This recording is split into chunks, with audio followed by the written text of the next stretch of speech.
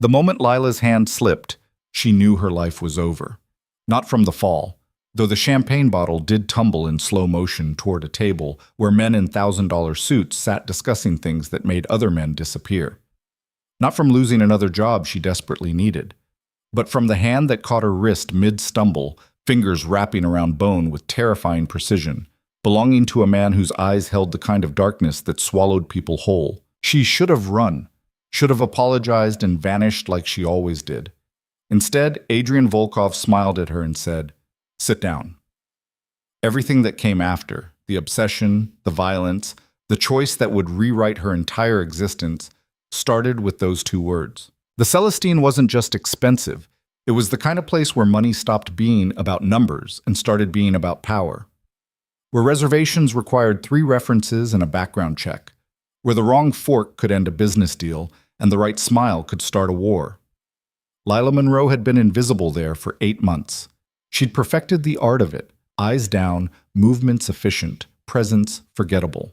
The kind of server who appeared when needed and evaporated when not. In a place where billionaires brokered mergers over Wagyu and politicians made backroom deals between courses, invisibility wasn't just useful, it was survival.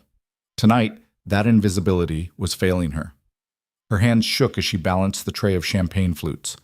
Not a tremble, a full shake, the kind that came from working a double shift on nothing but coffee and half a granola bar she'd found in her locker. The kind that came from knowing her electricity had been shut off yesterday and her landlord had taped another notice to her door this morning.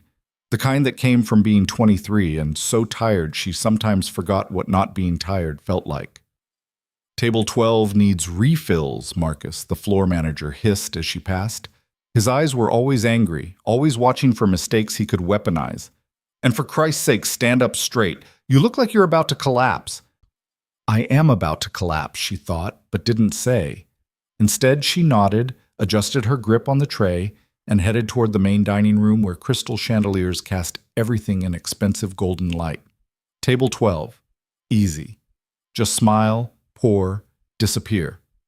Except table 12 was already occupied by the Hendersons, who never needed refills because they barely drank. Marcus had meant table 17. She was sure of it, almost sure. Her brain felt fuzzy, thoughts moving through mud. She changed course, heading toward 17 when Marcus appeared again like a particularly vindictive ghost. Not 17, 12. But table 12 is being reset for a private party. They're in the Bordeaux room now. Move. The Bordeaux room. Private rooms were different territory. Private rooms were where the real business happened, the kind that required doors that locked and soundproofing that actually worked. Servers who went into private rooms either came out with generous tips or came out looking pale and shaken, refusing to talk about what they'd heard. Lila had avoided private rooms. Until tonight. She walked down the hall where carpet thick enough to drown sound led to heavy wooden doors marked with wine names. Chateau Margaux, Petrus, Romanée Conti. Each one hiding conversations that shaped the world in ways most people would never know. Bordeaux was at the end. The door was closed. She balanced the tray on one hip and knocked. No answer. Knocked again, softer. Maybe they couldn't hear over their conversation. Maybe she should just... The door opened inward, sudden and sharp. Lila stepped forward at the exact wrong moment. Her foot caught the carpet edge. The tray tilted. 6 champagne flutes, each one worth more than her monthly rent, began their inevitable slide toward gravity and disaster. She lunged to catch them, overcorrected, and felt herself falling forward into a room full of men in dark suits who all turned to watch her spectacular failure. This was it. The moment Marcus finally had justification to fire her. The moment she lost the last thread holding her life together. Then a hand caught her wrist. Not gentle, not rough, just absolute, like catching her was a decision that had already been made and reality was simply complying. The tray stopped tilting. The glasses stopped sliding. Lila stopped falling. She looked up into eyes that were the color of winter mornings, pale gray, cold enough to burn. The man holding her wrist was young, maybe early 30s, with the kind of face that made people stare then look away quickly. Sharp features that suggested European ancestry. Dark hair cut precisely. A suit that probably cost more than her car, back when she'd had a car. But it was his expression that made her breath catch. Not angry, not annoyed, something else entirely. Something that looked almost like curiosity. "Careful," he said, his voice carrying an accent she couldn't place. Russian, maybe. Or further east. "You're shaking." It wasn't a question. It was an observation delivered with the kind of attention that made her feel suddenly, uncomfortably visible. "I'm sorry, She tried to pull back. His grip didn't tighten, but it didn't release either.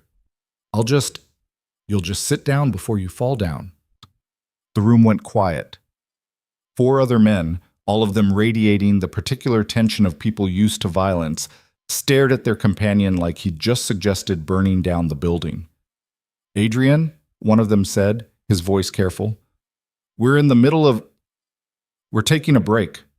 Adrian, apparently that was his name, finally released her wrist and gestured to an empty chair at the table. "Sit." "I can't, I have to..." "Sit." Not louder, just more final, like he was used to people doing what he said, and couldn't quite fathom someone not complying. Lila's legs made the decision for her. She sat, still clutching the tray, hyper-aware of how wrong this was. Servers didn't sit. Servers definitely didn't sit in private rooms during meetings that probably involved more money than she'd see in her lifetime. Adrian moved to the sideboard where covered dishes waited. He lifted one lid, then another, studying the contents with the same focused attention he'd given her face. "When did you eat last?" The question caught her off guard. This morning." He glanced at her, and she realized her mistake. His eyes saw too much. Saw through the lie to the truth underneath, that this morning had been half a granola bar, and yesterday had been even less. "That's not what I asked." He placed a plate in front of her. Filet mignon, roasted vegetables, some kind of potato thing that probably had a French name she couldn't pronounce. "Eat." "I'm working. I can't." "You can barely stand. Eat, or I'll have them fire you right now, and you'll have nothing." He returned to his seat, leaning back with the kind of ease that came from always being the most dangerous person in the room. Choose. It should have made her angry. The arrogance, the assumption that he could just command her life like that. But anger required energy she didn't have, and the smell of the food was making her dizzy in a new way. She picked up the fork with trembling fingers. The first bite hit her system like a shock. Her body, running on fumes for so long, suddenly remembered what actual food tasted like. She tried to eat slowly, tried to maintain some dignity, but she could feel herself failing, could feel the desperation in each bite. "What's your name?" Adrian asked, still watching her with that unnerving attention. "Lila." It came out rough. She swallowed, tried again. "Lila Monroe." "How long have you worked here, Lila Monroe?" 8 months. "And in 8 months, has anyone else noticed you're starving?" The word stung because it was accurate. She set down the fork, what little pride she had left, making her spine straighten. "I'm not starving. I'm just lying." He gestured to her plate. "Keep eating. I'm not finished." One of the other men cleared his throat. "We should get back to..." "No." Adrian didn't look at him, didn't shift his attention from Lila at all. "We're done for tonight. Tell Kozlov I'll have an answer by Friday." The men stood, exchanged glances that probably communicated whole conversations, and filed out. The door closed with a soft click that sounded loud in the sudden silence. Lila and Adrian, alone in a room that suddenly felt much smaller. "You should go with them," she said, even though part of her, the part that was still eating despite her words, didn't want him to. "Should I?" Not a question. He poured himself wine from one of the bottles on the table, swirled it once, didn't drink. "Tell me what happens when you leave here tonight." "I go home." "To what? An apartment with electricity? Food in the refrigerator?" His eyes stayed on her face, reading answers she didn't give. "You're 3 months behind on rent. 4, maybe. Your car was repossessed. You're working doubles to stay ahead of bills you can't pay, sleeping 4 hours a night, and today you decided to skip meals entirely because that's easier than admitting you can't afford them." Her hand stopped moving. The fork hovered above the plate. "How do you..." "I pay attention to details." He finally sipped the wine, his expression unchanging. "People think power is about money or violence. It's not. It's about seeing what others miss, And what I see is someone who's going to collapse in the middle of this restaurant within a week, maybe less, because she's too stubborn to ask for help and too proud to admit she's drowning. Heat flooded her face. Shame, anger, something else she couldn't name. You don't know anything about me. I know you're still eating. He gestured to her plate, where she'd unconsciously taken another bite during his speech. I know you're terrified I'm going to call your manager and complain, get you fired for sitting in a private room during service. I know you're calculating whether you can afford to tell me to fuck off, or whether you need this job too badly to risk it. Everything he said was true. She hated that it was true. What do you want? The words came out tired, defeated. She'd learned early that men didn't give things for free, especially not men like this, who moved through the world like they owned it. Adrian leaned forward, elbows on the table, and for the first time, something shifted in his expression. Not softening, exactly, but something almost human underneath the control. I want you to finish eating. Then I want you to tell your manager you're done for the night, that you're unwell and going home. Tomorrow, you're going to come back and request a schedule change. No more doubles. No more night shifts that run past midnight. Reasonable hours. They'll never... They will. Because I'm going to make a call tonight that ensures it. He said it like it was simple, like rearranging her entire employment was something he could do with the same ease as ordering wine. After that, we're going to have another conversation about what happens next. Next? Her brain felt slow, still trying to process everything. There is no next. I don't even know you. No, but you will. He stood, buttoned his jacket with precise movements. My name is Adrian Volkov. I own this restaurant. I own the building it's in. I own enough of this city that when I tell people to do something, they do it. And what I'm telling you, Lila Monroe, is that I'm going to fix the parts of your life that are broken. Why? It came out as a whisper, because nothing about this made sense. Why would you do that? He moved toward the door, paused with his hand on the handle. When he looked back, something in his expression made her breath catch. Not desire, though there was heat there. Something deeper, more complicated. Because 8 months ago, you spilled wine on a very important man during a very important dinner. You apologized, cleaned it up, and disappeared so fast that by the time I came back from handling another matter, you were gone. The man was furious, wanted you fired, wanted to make an example. Adrian's voice went quiet, almost reflective. I made sure that didn't happen. Made sure he forgot about it entirely. And I've been watching you since then, wondering when you'd break. Her heart hammered against her ribs. You've been watching me? Yes. No shame in it, no apology, just fact. I've watched you come to work exhausted. Watched you give your meals to other servers who forgot their lunch. Watched you smile at customers who treat you like furniture and bite your tongue when your manager berates you for mistakes that weren't yours. I've watched you survive, Lila, and I've waited for you to stop surviving and start drowning, because that's when people finally accept help. She didn't have words for what it was. Disturbing, controlling, and somehow, underneath the wrongness of it, something that felt almost like being seen. You can't just decide to fix someone's life. I can do anything I want. He opened the door, then paused again. Finish your meal, go home. Tomorrow, we'll talk about the rest. He left, the door closing behind him with soft finality. Lila sat alone in the Bordeaux room, staring at a plate of food that had gone cold while her world tilted sideways. She didn't go home. She finished her shift because that's what you did when you needed the money. She endured Marcus's suspicious glare and questions about why she'd been in the Bordeaux room so long. She lied smoothly, saying the guest had asked about wine pairings, had needed recommendations, had kept her talking. Marcus didn't believe her but couldn't prove otherwise. When she finally clocked out at 1:30 in the morning, her feet aching and her brain fogged with exhaustion, she found an envelope in her locker. Inside, $3,000 in cash and a business card with a phone number. No name, no message, just money she desperately needed and a number she absolutely shouldn't call. The apartment was dark when she got home. Dark because the electricity was off, and she was too tired to dig out the flashlight she kept for emergencies.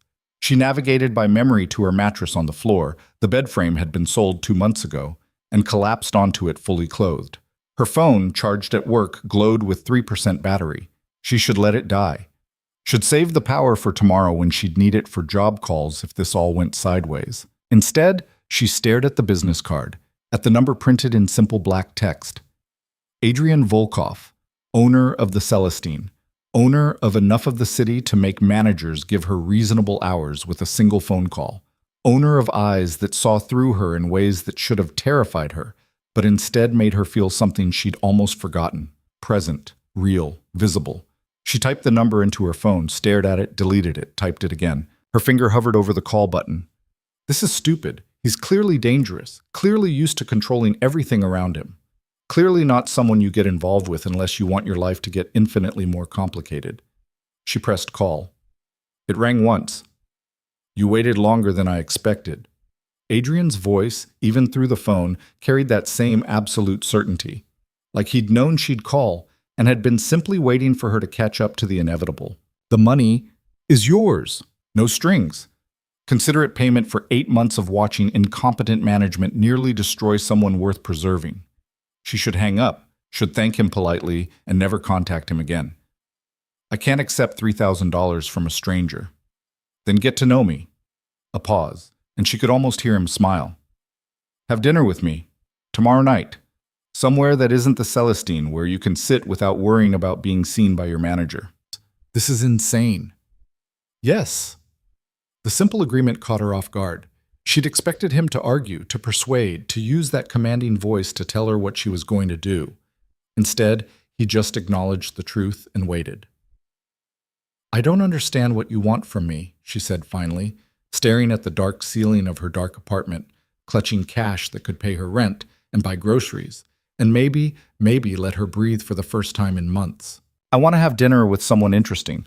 I want to see if you're as sharp as you seem when you're not half dead from exhaustion. He trailed off, and when he spoke again, his voice carried something that sounded almost vulnerable. I want to stop watching from a distance and start knowing you directly. That's not an answer. It's the only answer I have right now. Another pause. The restaurant on 5th and Vine, 8 o'clock. If you don't come, I'll respect that and you'll never hear from me again. If you do come, we'll talk about what happens next.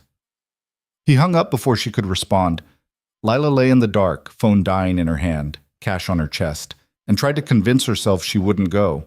Tried to ignore the part of her that was already planning what to wear.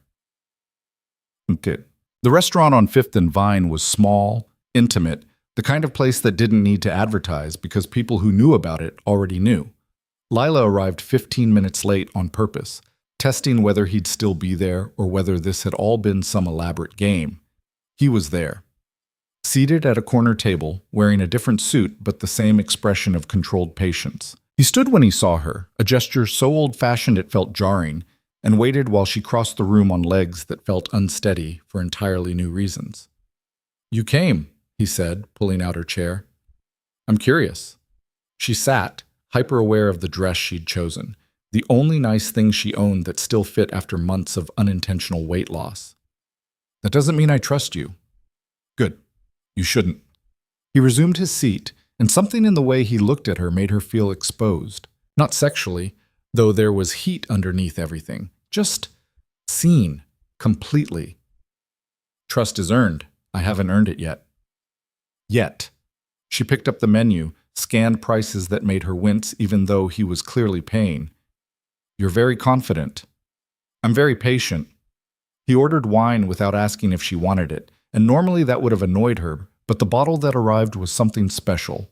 She could tell by the way the server handled it, like it mattered. And I'm very good at getting what I want, which is you, here, talking to me instead of running away like logic says you should. He poured for both of them, the movement efficient. Ask me what you really want to know, Lila. Stop dancing around it. She sipped the wine. It was incredible, rich and complex and completely wasted on her untrained palate, and met his eyes. Are you dangerous? Yes. No hesitation, no softening of the truth. Should I be afraid of you? I don't know yet. He leaned back, studying her. Are you afraid? She considered lying, considered what answer would be smart. No. Maybe I should be, but I'm not. Why not? Because you've had 8 months to hurt me if you wanted to. Because you could have demanded things in exchange for the money, and you didn't. Because she set down her glass, forcing herself to hold his gaze. Because I'm too tired to be afraid. Fear is for people who have something to lose. Something shifted in his expression. Not pity. She would have hated pity. Something closer to recognition, like he'd just confirmed something he'd suspected.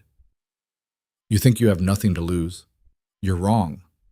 He signaled the server, ordered for both of them without asking her preference. Under normal circumstances, it would have irritated her.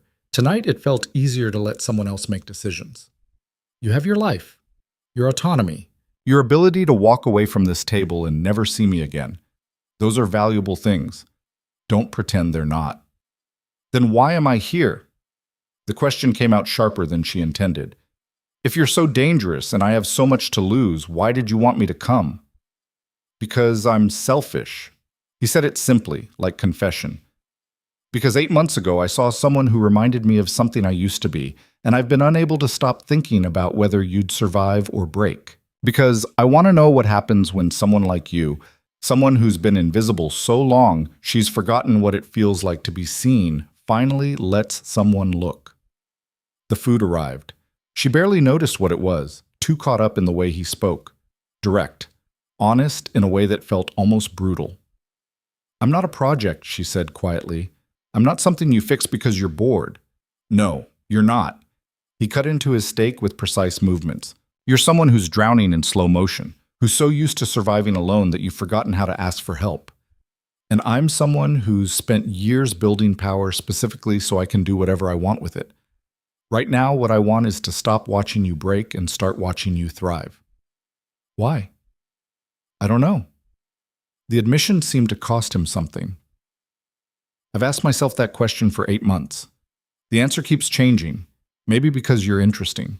Maybe because I'm tired of being surrounded by people who only want things from me. Maybe because when I look at you, I see someone who hasn't been corrupted yet by this city, and I want to see what happens if someone protects that instead of exploiting it. Lila ate mechanically, processing his words. Everything about this was wrong. Everything about him was a warning sign. And yet, what do you do? She asked the question she'd been avoiding. For work, for money.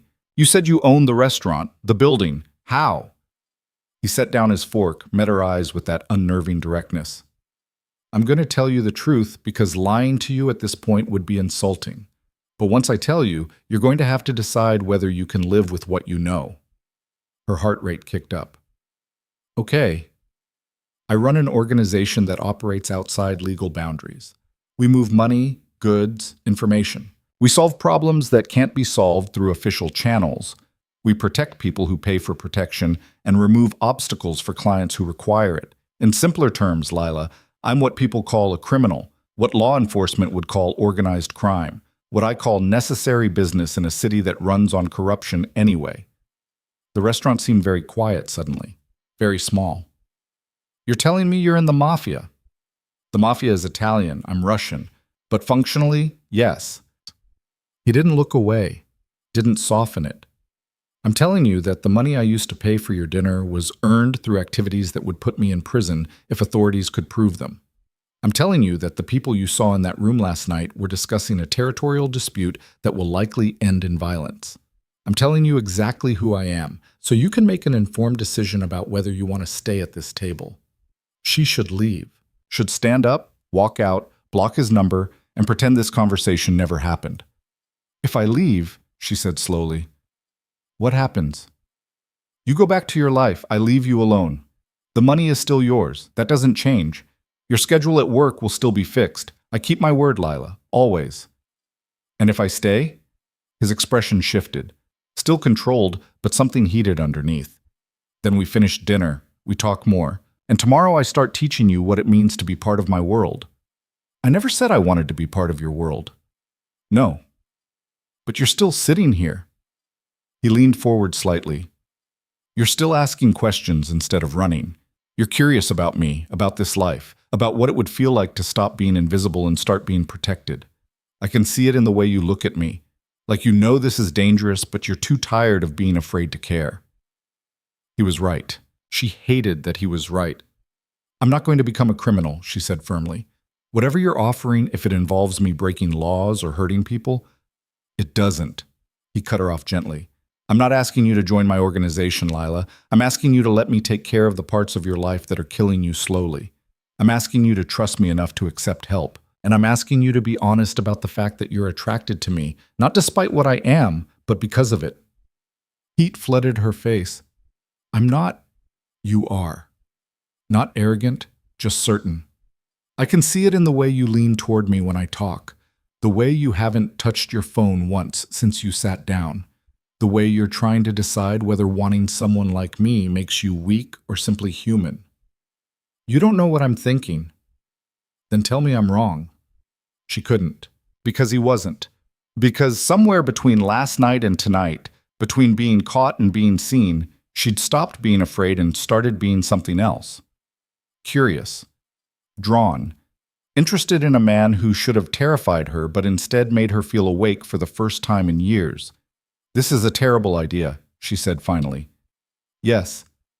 You're going to ruin my life. Probably. He smiled then, and it transformed his face from cold to almost beautiful.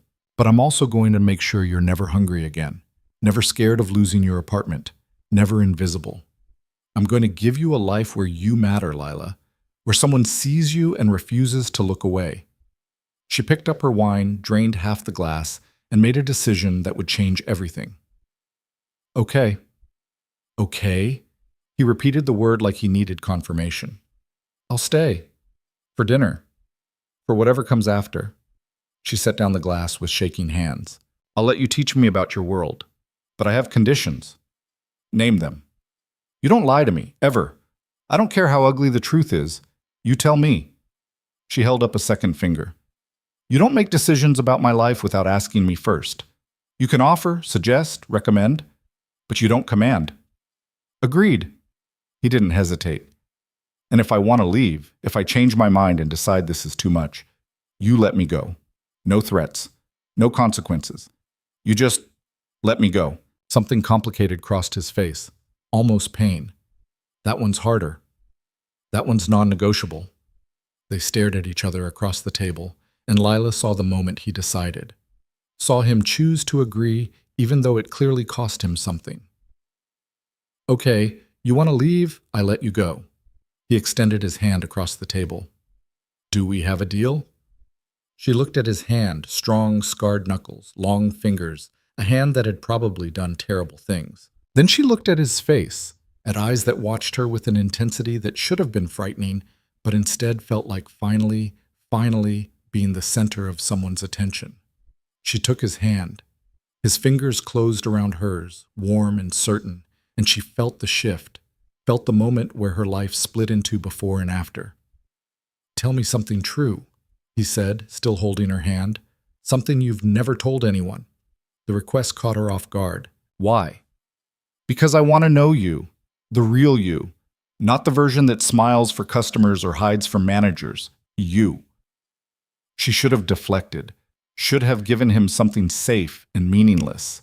Instead, she found herself saying, sometimes I'm so tired that I fantasize about just stopping. Not dying, just stopping, pausing my life until I can figure out how to fix it. I lie in bed and imagine what it would feel like to not have to fight for another day, to just exist without the constant panic that I'm one mistake away from losing everything. His hand tightened on hers. Not painful. Grounding. You won't have to fight anymore, he said quietly. Not alone. Not like that. You can't promise that. I can. I am.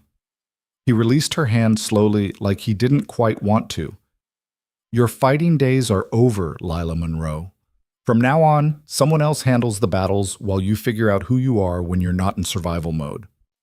It should have sounded controlling, patronizing. Instead, it sounded like the most seductive promise she'd ever heard. They finished dinner talking about safer things, her childhood, his family back in Russia, the city they both lived in but experienced completely differently. He was surprisingly easy to talk to once the heavy topics were cleared. Sharp sense of humor. Actually listened instead of waiting to speak. Made her laugh in ways she'd forgotten she could. When the check came, she didn't even try to offer to split it. Just watched him sign the receipt with the kind of casual wealth that came from never worrying about money. Outside, his car waited. Not a limo, something more subtle, but no less expensive. The driver opened the door without being asked. "I'll take you home," Adrian said. "You don't know where I live." "Yes, I do. Remember? I pay attention to details." He gestured to the car. "Get in. I promise just to drive you home. Nothing else. Not tonight." She should have argued, should have taken the bus like normal. Instead, she slid into leather seats that probably cost more than her entire apartment's furnishings. Adrian joined her close enough that she could smell his cologne, something expensive and subtle. The car pulled away from the curb, and they rode in silence for a few blocks before he spoke again. "Tomorrow, someone will come to your apartment to restore your electricity." "Adrian, you agreed to let me help. This is me helping." His voice stayed gentle but firm. "Your electricity will be turned on. Your rent will be paid through the end of the year. You'll receive a call from the Celestine confirming your new schedule. These things are happening regardless of your protest, so save your energy for battles that matter." "And what battles matter?" He turned to look at her fully, and in the dim light of the car, his eyes seemed even more intense. "Whether you let me kiss you goodnight, whether you agree to have dinner with me again tomorrow, whether you trust me enough to start building something neither of us can quite define yet." Her breath caught. "You want to kiss me?" "Yes. Have since the moment I caught you from falling last night." His hand moved to her face, fingers tracing her jawline with devastating gentleness. "But I won't, unless you want it too. I take many things, Lila. I don't take that." She should say no, should maintain distance, should not complicate this further. "Yes," she whispered instead. He leaned in slowly, giving her time to change her mind, time to pull away. She didn't. His lips touched hers soft at first, questioning, then deeper when she responded, her hand coming up to grip his jacket because suddenly she needed something to hold on to. The kiss tasted like wine and possibility and danger. It felt like standing at the edge of a cliff and choosing to jump. It felt like the first real choice she'd made in years. When he pulled back, his breathing had changed, less controlled, more human. "Tomorrow," he said, voice rough. "Dinner again. Say yes." "Yes." The car stopped outside her building, run down, paint peeling, the kind of place people left as soon as they could afford better. Adrian looked at it with an expression she couldn't read. "Not for long," he said quietly. "You won't live here long. I can't just move because you decide I should." "I know. But you will anyway, because you'll realize you don't have to punish yourself by staying somewhere that makes you miserable."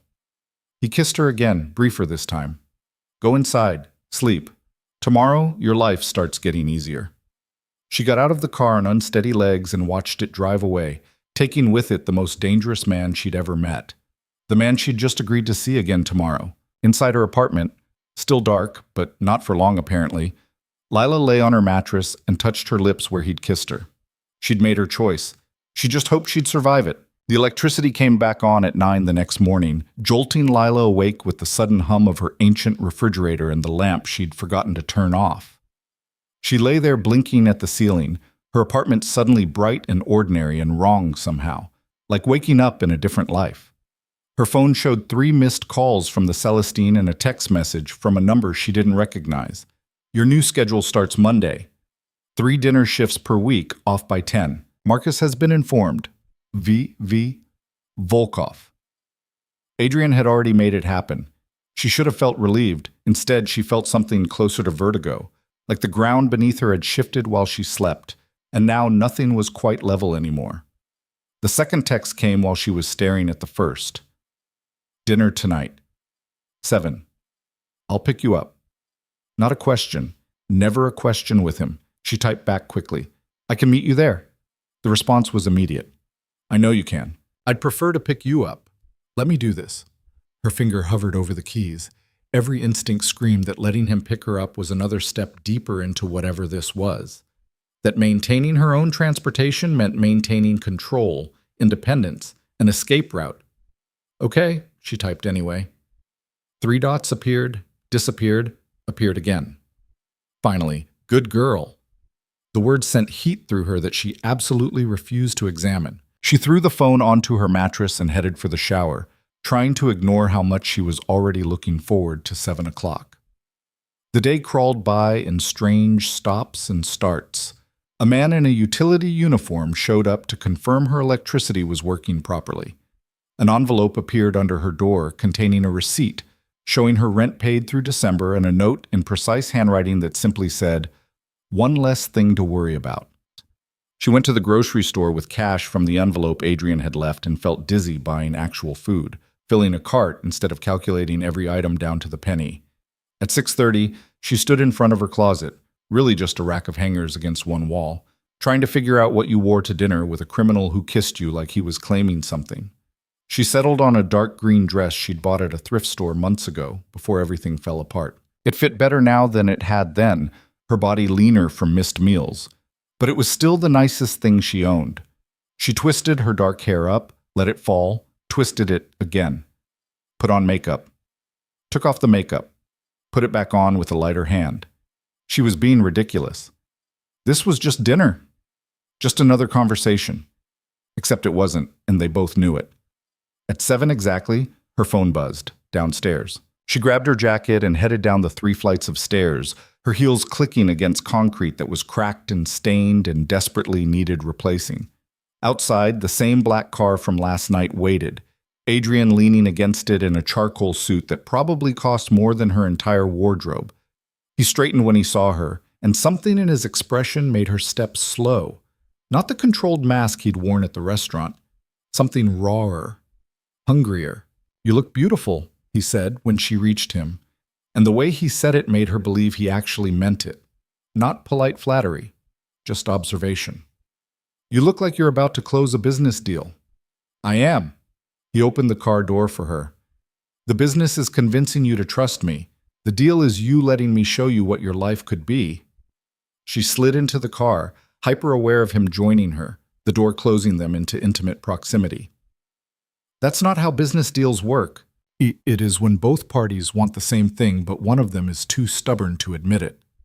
The car started moving, and his hand found hers in the space between them.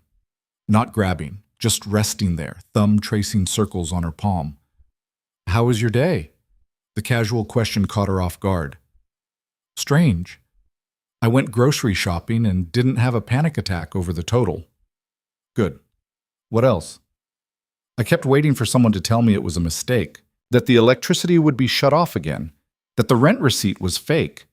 She watched his thumb move against her skin. "I'm not used to things working out." "You're not used to someone making sure they work out." He lifted her hand, pressed his lips to her knuckles. The gesture was old-fashioned and possessive and made her stomach flip. "Get used to it. This is how things are now." "You can't just decide that." "I already have." He released her hand but stayed close. "Tonight, I want to show you something. After dinner. It requires trust." "What kind of something?" "My world. The real version. Not sanitized. Not softened. The actual place I operate in." His eyes met hers, serious. "You said you wanted honesty. This is me being honest about what you're getting involved with." Warning bells went off in her head. Loud ones. "Is this the part where you show me bodies in a warehouse?" He laughed, and the sound was so unexpected and genuine that it made her smile despite her nervousness. "No bodies, I promise. Just reality, the kind of business I do, the people I work with. If you're going to be part of my life, you need to see it clearly." "I never said I was going to be part of your life." "You didn't have to." The car pulled up to a restaurant she'd never been to, something sleek and modern with floor-to-ceiling windows. "You said yes to dinner. You let me pay your rent. You kissed me back last night like you'd been thinking about it as much as I had. You're already part of my life, Lila. The question is how deep you want to go." The driver opened the door before she could respond. Adrian stepped out, then offered his hand to help her. She took it, letting him pull her into the cool evening air and into a restaurant where the hostess clearly knew him and immediately led them to a private table in the back. They ordered, or rather, he ordered for both of them again, and she was starting to realize this was just how he operated.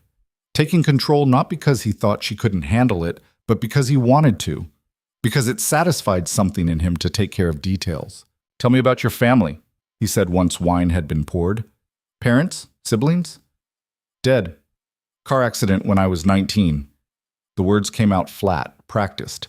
She'd said them enough times that they'd lost their emotional weight. No siblings. I was in college when it happened. Dropped out to deal with everything. Never went back. I'm sorry. Don't be. It was a long time ago. She sipped her wine. What about yours? Still in Russia. Father's dead. Heart attack 3 years ago. Mother and sister are in Moscow. His expression didn't change, but something in his voice shifted. They don't know what I do. They think I'm in import-export, which is technically true. You lie to them. I protect them from information that would endanger them. He cut into the appetizer that had appeared. In my world, knowledge is risk. The less they know, the safer they are.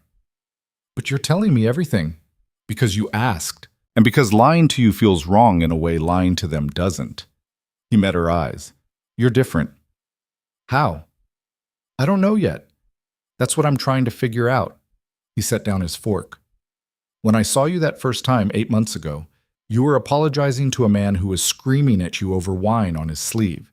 You were terrified, but you didn't cry, didn't make excuses, just cleaned it up and disappeared. And I remember thinking that you had the kind of spine people in my world would kill for, that you survived by being invisible, but underneath it, you were steel. I'm not steel. I'm exhausted. Steel gets tired too. Doesn't mean it breaks. He reached across the table, fingers finding hers again. I've spent 8 months watching you bend under pressure. I want to see what happens when the pressure's gone, when you don't have to survive anymore and can actually live. The food arrived, interrupting the moment. They ate and talked about safer things, books they'd read, movies they'd seen, the city they both inhabited but experienced so differently. He was surprisingly well-read, quoting Russian authors she'd never heard of and asking her opinions on things she'd never expected a criminal to care about. It was easy, too easy, and that scared her more than anything else. When dinner finished, he paid the check with the same casual wealth and led her back to the car. But instead of heading toward her apartment, they drove deeper into the warehouse district, where buildings grew more industrial and streets less populated. Where are we going? She tried to keep her voice steady. I told you, I'm showing you my world. He squeezed her hand. Trust me. That's a big ask. I know, I'm asking anyway. The car stopped outside a building that looked abandoned from the street.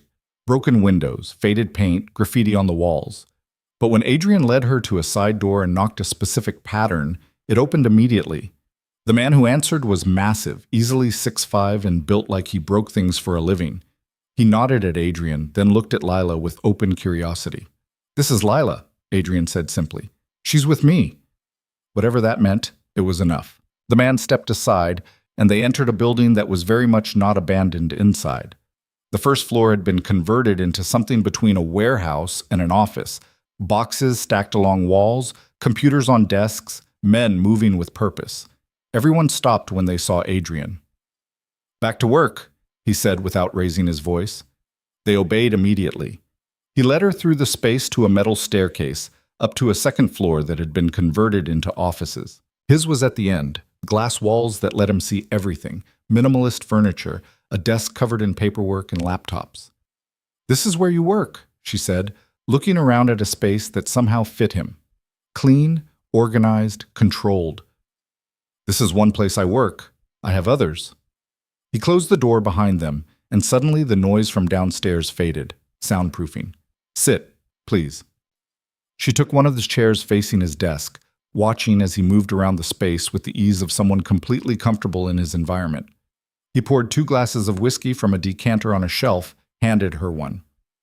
I'm going to explain what I do, he said, taking the chair next to her instead of behind the desk. And then you're going to decide if you can live with it. Okay? I move money for people who can't use banks. I facilitate transactions that need to happen outside legal systems. I provide security for businesses that operate in gray areas. I broker deals between parties who can't meet publicly. And yes, sometimes I solve problems that require violence. He sipped his whiskey, watching her face. The man you almost spilled champagne on 8 months ago? He was a city councilman who owed money to some very bad people. He couldn't pay. They were going to kill his family. I negotiated a different arrangement. He works for me now, passing information, voting certain ways. His family lives. That's extortion. It's survival, his and theirs. Adrian didn't look away. I'm not going to pretend I'm a good man, Lila. I'm not. I've done things that would horrify you, but I operate by rules. I don't hurt innocents. I don't touch drugs or trafficking. I don't prey on people who can't defend themselves. There are lines I don't cross. But you do cross lines. But every day. He set down his glass. The question isn't whether I'm a criminal. I am. The question is whether you can be involved with someone who lives this life. Whether you can look at me knowing what I do and still want me to kiss you. Whether you can accept that being with me means being part of a world where violence is always possible and morality is negotiable. She should leave, should stand up, walk out, call the police. Instead, she asked, "Why are you telling me this? You could have kept lying. Let me think you were just a businessman." "Because I don't want you on false pretenses. I want you with full knowledge of who I am." He leaned forward, elbows on knees, close enough that she could see the darker gray flecks in his eyes. "Because when you choose to stay, and you will choose one way or another, I want it to be a real choice. Not manipulation, not ignorance, just you deciding that what we have is worth the complications." "You're very sure I'm going to stay?" "No, I'm hopeful. There's a difference." His hand found her knee, warm through the fabric of her dress. "I've spent 8 months being patient, watching, waiting. I don't want to wait anymore, Lila. I want you in my life completely. I want to take care of you, protect you, show you what it feels like to be someone's priority. But I need you to choose it with your eyes open." Downstairs, something crashed. Voices raised. Adrian's head turned toward the sound, his body tensing in a way that reminded her he was dangerous, that the control was surface level, and underneath it was something much more primal. "Stay here," he said, standing. "Don't leave this office." He was gone before she could respond, the door closing behind him with a soft click. Lila sat alone in a criminal's office, holding expensive whiskey, and tried to process everything. She could hear voices below, Adrian's cutting through the others with quiet authority. Couldn't make out words, but the tone was clear. Problem. Solution. Obedience. She stood, moved to the glass wall. Below she could see Adrian talking to a group of men, one of whom looked injured, blood on his shirt. Adrian was gesturing, giving orders, and people were moving quickly to follow them. This was his world, not restaurants and wine and charming conversation. This, violence and consequences and men who bled because business went wrong. She should be terrified. Instead, she found herself watching how he moved through the space, how people deferred to him not just out of fear, but something closer to respect. How he touched the injured man's shoulder, said something that made the man nod, then directed others to help him. He was a criminal, but he was also someone who clearly cared about the people who worked for him, who had rules, who had helped her when he didn't have to. The door opened behind her. She turned to find Adrian returning, his expression still hard from whatever he'd been dealing with. "Is he okay?" She gestured to where the injured man was being led away. "He will be. Dispute with a rival organization. Got messy." Adrian moved to his desk, opened a drawer, pulled out a different jacket, changed out of the one he was wearing with efficient movements. She caught a glimpse of a shoulder holster, a gun she'd somehow missed noticing earlier. "This is what I meant. This is the reality. People get hurt. Situations get dangerous. It's not romantic or exciting. It's just violent and complicated." "I know." He looked at her sharply. "Do you?" "I'm not stupid, Adrian. I know what you are. What this is." She moved closer, watching him button the fresh jacket. "I'm not going to pretend I'm comfortable with it, but I'm also not going to pretend I don't understand why you do it." "Why do I do it?" "Power. Control. Maybe because you're good at it, and it's easier than being good at something legal." She stopped in front of him. "Maybe because the world's already broken, and you figured out how to profit from it instead of being crushed by it. I don't know your reasons, but I know you're not a monster. Monsters don't spend 8 months protecting someone they don't know. Monsters don't make sure the injured guy is okay before returning to their guest." His hands found her waist, pulling her closer with a possessiveness that should have alarmed her. "You're trying to make me into something better than I am." "No, I'm seeing you clearly, all of it. The control and the violence and the protection and the care. I'm seeing the full picture. She put her hands on his chest, felt his heart beating fast under expensive fabric. And I'm still here. Why? Because I'm tired of being alone. Because you look at me like I matter. Because when you touch me, I feel something other than numb for the first time in years. She met his eyes. Because maybe I'm a little broken too, and broken people recognize each other. He kissed her then, harder than last night, with less control. His hands slid up her back into her hair, tilting her head to deepen the kiss. She responded without thinking, her body making decisions her brain was still trying to process. When they broke apart, both breathing hard, his forehead rested against hers. I'm going to ruin you, he said quietly. Being with me will change you. There's no version of this where you stay innocent. I stopped being innocent the day I had to choose between electricity and food. You're not ruining me, Adrian. You're just giving me a different kind of life. And if I ask you to do things, to be part of this, then you ask, and I decide. She pulled back enough to see his face. I'm not agreeing to be controlled. I'm agreeing to be with you. There's a difference. Something fierce and possessive crossed his expression. Come home with me tonight. Not to my apartment. Home. Where I actually live. Where no one goes except people I trust completely. Is that what I am? Someone you trust? You're someone I want to trust. Someone I want to keep. His thumb traced her jaw. Say yes. She should ask where. Should maintain some boundaries. Should slow this down before it became something she couldn't walk away from. Yes, she said instead. They left through a different exit than they'd entered, Adrian's hand firm on her lower back, guiding her to where the car waited. The drive took them out of the warehouse district, through downtown, into a neighborhood she'd never been to. Old money. Historic buildings converted into luxury residences. The car pulled into an underground garage beneath a building that looked like it belonged in a European city. Adrian led her to a private elevator that required a keycard and a code. They rode up in silence, the air between them charged with anticipation. The elevator opened directly into his apartment. Not an apartment, a penthouse. Floor-to-ceiling windows overlooking the city. Modern furniture that managed to be both beautiful and comfortable. Art on the walls that was probably worth more than she'd make in her lifetime. A space that felt lived in despite its elegance. This is home, he said, shrugging off his jacket and tossing it over a chair. The holster followed, the gun handled with casual familiarity before being locked in a drawer. Kitchens through there, bedrooms upstairs. Make yourself comfortable. She moved to the windows, looking out at the city spread below them like scattered light. From up here, everything looked manageable, controlled. It's beautiful, she said. It's lonely. He appeared beside her with 2 glasses of wine. Turns out power and wealth don't actually fill space the way people matter.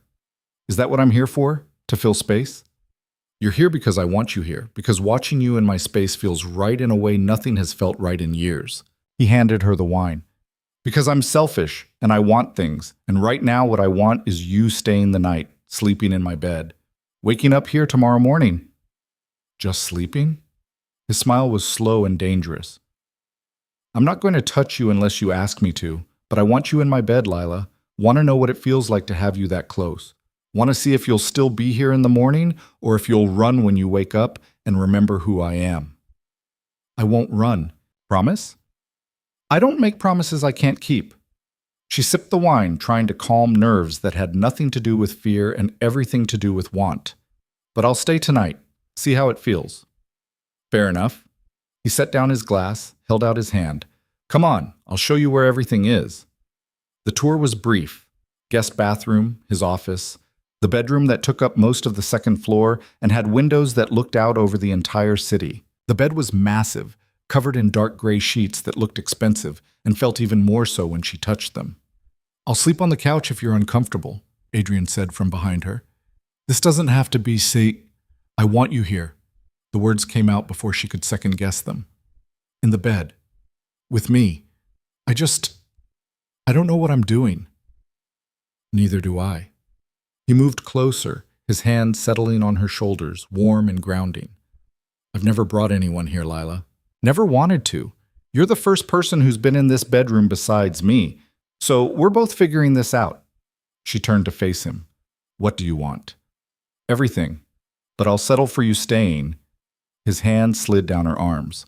Get ready for bed. I'll be up in a few minutes.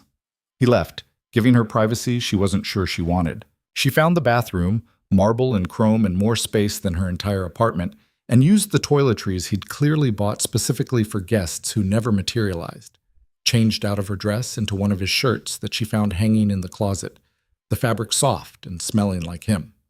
When she came back out, he was sitting on the edge of the bed in just sleep pants, looking at his phone with an expression that suggested business never really stopped. Everything okay? She asked. He looked up, and whatever he was going to say died when he saw her in his shirt. His expression shifted into something hungry and possessive and barely controlled. You're wearing my clothes. Is that okay? It's perfect. Too perfect. He set down the phone, stood, crossed to her with purpose. You're making it very difficult to keep my promise about not touching you. Maybe I don't want you to keep that promise. She was playing with fire and she knew it. Didn't care. Wanted to burn. His hands framed her face, thumbs stroking her cheeks with devastating gentleness. If I start, I won't stop. And you deserve better than me taking you when you've only known me 3 days. What if I don't want to wait? Then we won't. He kissed her, slow and deep and thorough. But not tonight. Tonight I want to hold you, wake up with you, show myself I can have something good in my life without immediately destroying it. Can you give me that? The vulnerability in the request broke something in her chest. This man who controlled everything asking permission for something so simple. Okay, she whispered. They climbed into bed together, and he pulled her against his chest with the kind of confidence that said he knew exactly where he wanted her. She fit there perfectly, her head tucked under his chin, his arm around her waist. Sleep, he murmured into her hair. I've got you. And despite everything, the danger, the complications, the absolute insanity of trusting a man she barely knew, Lila closed her eyes and slept more soundly than she had in years. She woke to sunlight streaming through windows and Adrian already awake, propped on one elbow, watching her with an expression that made her heart skip. Morning, he said softly. You're staring. You're still here. I'm making sure you're real.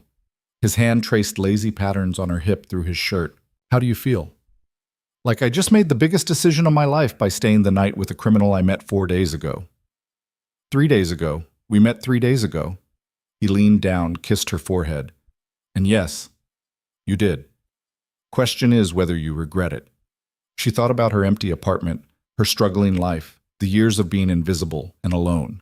Then thought about the way he looked at her like she mattered, the way he'd kept her safe without asking for anything in return. The way he made her feel present and real and wanted. No regrets, she said finally. Not yet. I'll take it. He kissed her properly then, morning breath and all, and she kissed him back with the kind of certainty that terrified her. Whatever this was, wherever it led, she was in it now, completely. 3 weeks passed in a blur of normalcy that felt anything but normal. Lila kept her apartment, but rarely slept there. Kept her job at the Celestine, but with the new schedule that actually let her breathe. Kept telling herself this was temporary, that she was just figuring things out, that she could walk away whenever she wanted. The lies were getting easier to tell. Adrian integrated her into his life with the same methodical precision he applied to everything else. Dinners became routine. Mornings in his bed became expected. He bought her clothes without asking, filled a drawer in his dresser with things that fit her perfectly because, of course, he'd paid attention to her size. Left his credit card on the counter with a casual, use it for whatever you need, that made her stomach twist with discomfort and gratitude in equal measure. She was becoming dependent on him. She knew it, hated it, couldn't seem to stop it. You're thinking too loud, Adrian said from across the table. They were having breakfast in his kitchen, sunlight streaming through windows that cost more than most people's cars. He'd made coffee, the expensive kind that tasted like it had been blessed by caffeinated deities, and was reading something on his tablet with the focused attention he gave everything. I'm just thinking. About? He looked up, and even after 3 weeks, the intensity of his full attention still made her breath catch. About how fast this is moving, how much has changed. She wrapped her hands around her coffee mug. 3 weeks ago, I was worried about keeping my electricity on. Now I'm having breakfast in a penthouse with a man who runs a criminal empire. It's a lot. Too much? She considered lying, decided against it. They'd built this thing between them on honesty, even when it was uncomfortable. Sometimes. Sometimes I wake up and think I should leave before I get in too deep, before I can't walk away. And then? His voice stayed calm, but she'd learned to read the tension in his shoulders, the way his jaw tightened slightly. And then you look at me like I'm the only thing in the room that matters, and I forget why I wanted to leave. She set down her mug. You're very good at making me forget things, Adrian. Is that a complaint? It's an observation. She stood, moved around the table to where he sat. His hands found her waist automatically, pulling her to stand between his legs. I'm not complaining. I'm just acknowledging that this is real now, that I'm choosing this, you, whatever complicated thing we're building. His hands tightened on her waist. I need you to understand something. The people I work with, the organizations I deal with, they're going to notice you eventually. Some already have. Questions are being asked about who you are, why you're important to me. Am I? Important to you? You know you are. He pulled her closer, his forehead resting against her stomach. You're the first thing I think about when I wake up, and the last thing I think about before I sleep. You've become essential in a way that's probably dangerous for both of us. So yes, Lila, you're important. What kind of questions are people asking? He pulled back enough to meet her eyes. Whether you're a weakness they can exploit, whether taking you would give them leverage, whether I'd burn down the city to get you back if someone tried.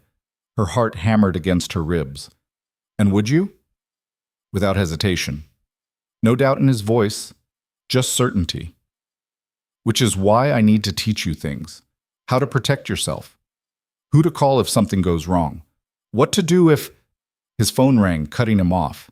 He glanced at the screen, and his expression shifted into something harder. Business face. The one he wore when dealing with things that required violence or careful negotiation. I have to take this, he said, already standing. Stay here. Don't leave the apartment. He was gone before she could respond, disappearing into his office with the phone pressed to his ear and his voice dropping into rapid Russian that she couldn't follow. Lila stood alone in the kitchen and tried not to think about what "if something goes wrong" meant. Tried not to imagine scenarios where she became a target, because she'd fallen for a man who lived in a world where people were leverage and violence was business. She was clearing the breakfast dishes when the apartment door opened. Not Adrian, he was still on the phone, his voice carrying from the office in sharp, clipped syllables. Someone else. A woman walked in like she owned the place. Tall, blonde, wearing a suit that screamed expensive and an expression that suggested she wasn't impressed by much. She stopped when she saw Lila, her eyes doing a quick assessment that felt clinical. So you're the girl, the woman said in accented English. Russian, like Adrian. The one who has him acting like a lovesick teenager. Lila set down the dish she'd been holding. And you are? Katya, Adrian's sister. She moved further into the apartment, dropping a bag on the couch with casual familiarity. I flew in last night. He didn't tell you I was coming? He's been busy. He's always busy. That's not new. Katya poured herself coffee like she'd done it 1,000 times before. What's new is him being distracted, keeping someone at the apartment, refusing to take meetings because he wants to be home for dinner. You've made quite an impression. I didn't mean to, relax. I'm not here to chase you off. Katya leaned against the counter, studying Lila with sharp green eyes that reminded her of Adrian's intensity. I'm here because my brother has enemies, and those enemies have noticed he's suddenly vulnerable. I need to know if you're worth the risk he's taking. I don't know what you want me to say to that. The truth would be a good start. Katya sipped her coffee. Do you love him? The question was so direct, so unexpected, that Lila felt her defenses slam up. I barely know him. That's not what I asked. We've been together 3 weeks. My mother fell in love with my father in 3 days. Time doesn't matter when it's real. Katya set down her cup. I'll ask again. Do you love him? Lila opened her mouth to deflect again, then stopped. Thought about morning coffee and late-night conversations. About the way Adrian looked at her like she was precious, about how safe she felt in his arms, despite knowing exactly what he was capable of. "I don't know," she said honestly. "I care about him. More than I should. More than is probably smart. But love? I'm not sure I know what that feels like anymore." Katya's expression softened slightly. "Fair answer. Better than if you'd lied and said yes." She moved closer, her voice dropping. "Here's what you need to understand. My brother has built an empire by being cold, calculating, ruthless. He doesn't let people in because people are liabilities. And then you show up, this exhausted girl in a restaurant, and suddenly he's making calls to protect you, rearranging his life to accommodate you, talking to me about someone like you matter in ways no one has mattered in years. I didn't ask for any of that. I know. That's probably why he likes you." Katya tilted her head. "But it also means you're in danger, real danger. People are going to try to use you to hurt him. They're going to threaten you, maybe try to take you, definitely try to turn you against him. And I need to know if you're going to run when it gets hard or if you're going to stand." "I don't know," Lila said again, because honesty seemed like the only currency that mattered here. "I've never been tested like that. I'd like to think I'd stand, but I can't promise it." "At least you're honest." Katya pulled out her phone, typed something quickly. "I'm going to give you my number. If anything happens, if you feel unsafe, if someone approaches you, if Adrian gets pulled into something and you need help, you call me. Immediately. Don't wait. Don't try to handle it yourself. Just call." Lila took the phone, added the contact. "Why are you helping me?" "Because my brother loves you, even if he hasn't said it yet. And I love him, which means I protect what's his." Katya's smile was sharp. "Also because you seem decent. And decent people are rare in our world. It would be a shame to lose you to stupidity or pride." Adrian's office door opened. He emerged looking tense, then stopped when he saw his sister. "Katya, when did you—" "An hour ago, I let myself in." She moved to hug him, and Lila saw the way his expression shifted into something warmer, more human. Family did that, apparently. "We need to talk, privately." Lila, "I'll go for a walk," Lila said quickly, already moving toward the bedroom to grab her jacket. She could feel the tension radiating off both of them, could tell whatever conversation they needed to have wasn't meant for her ears.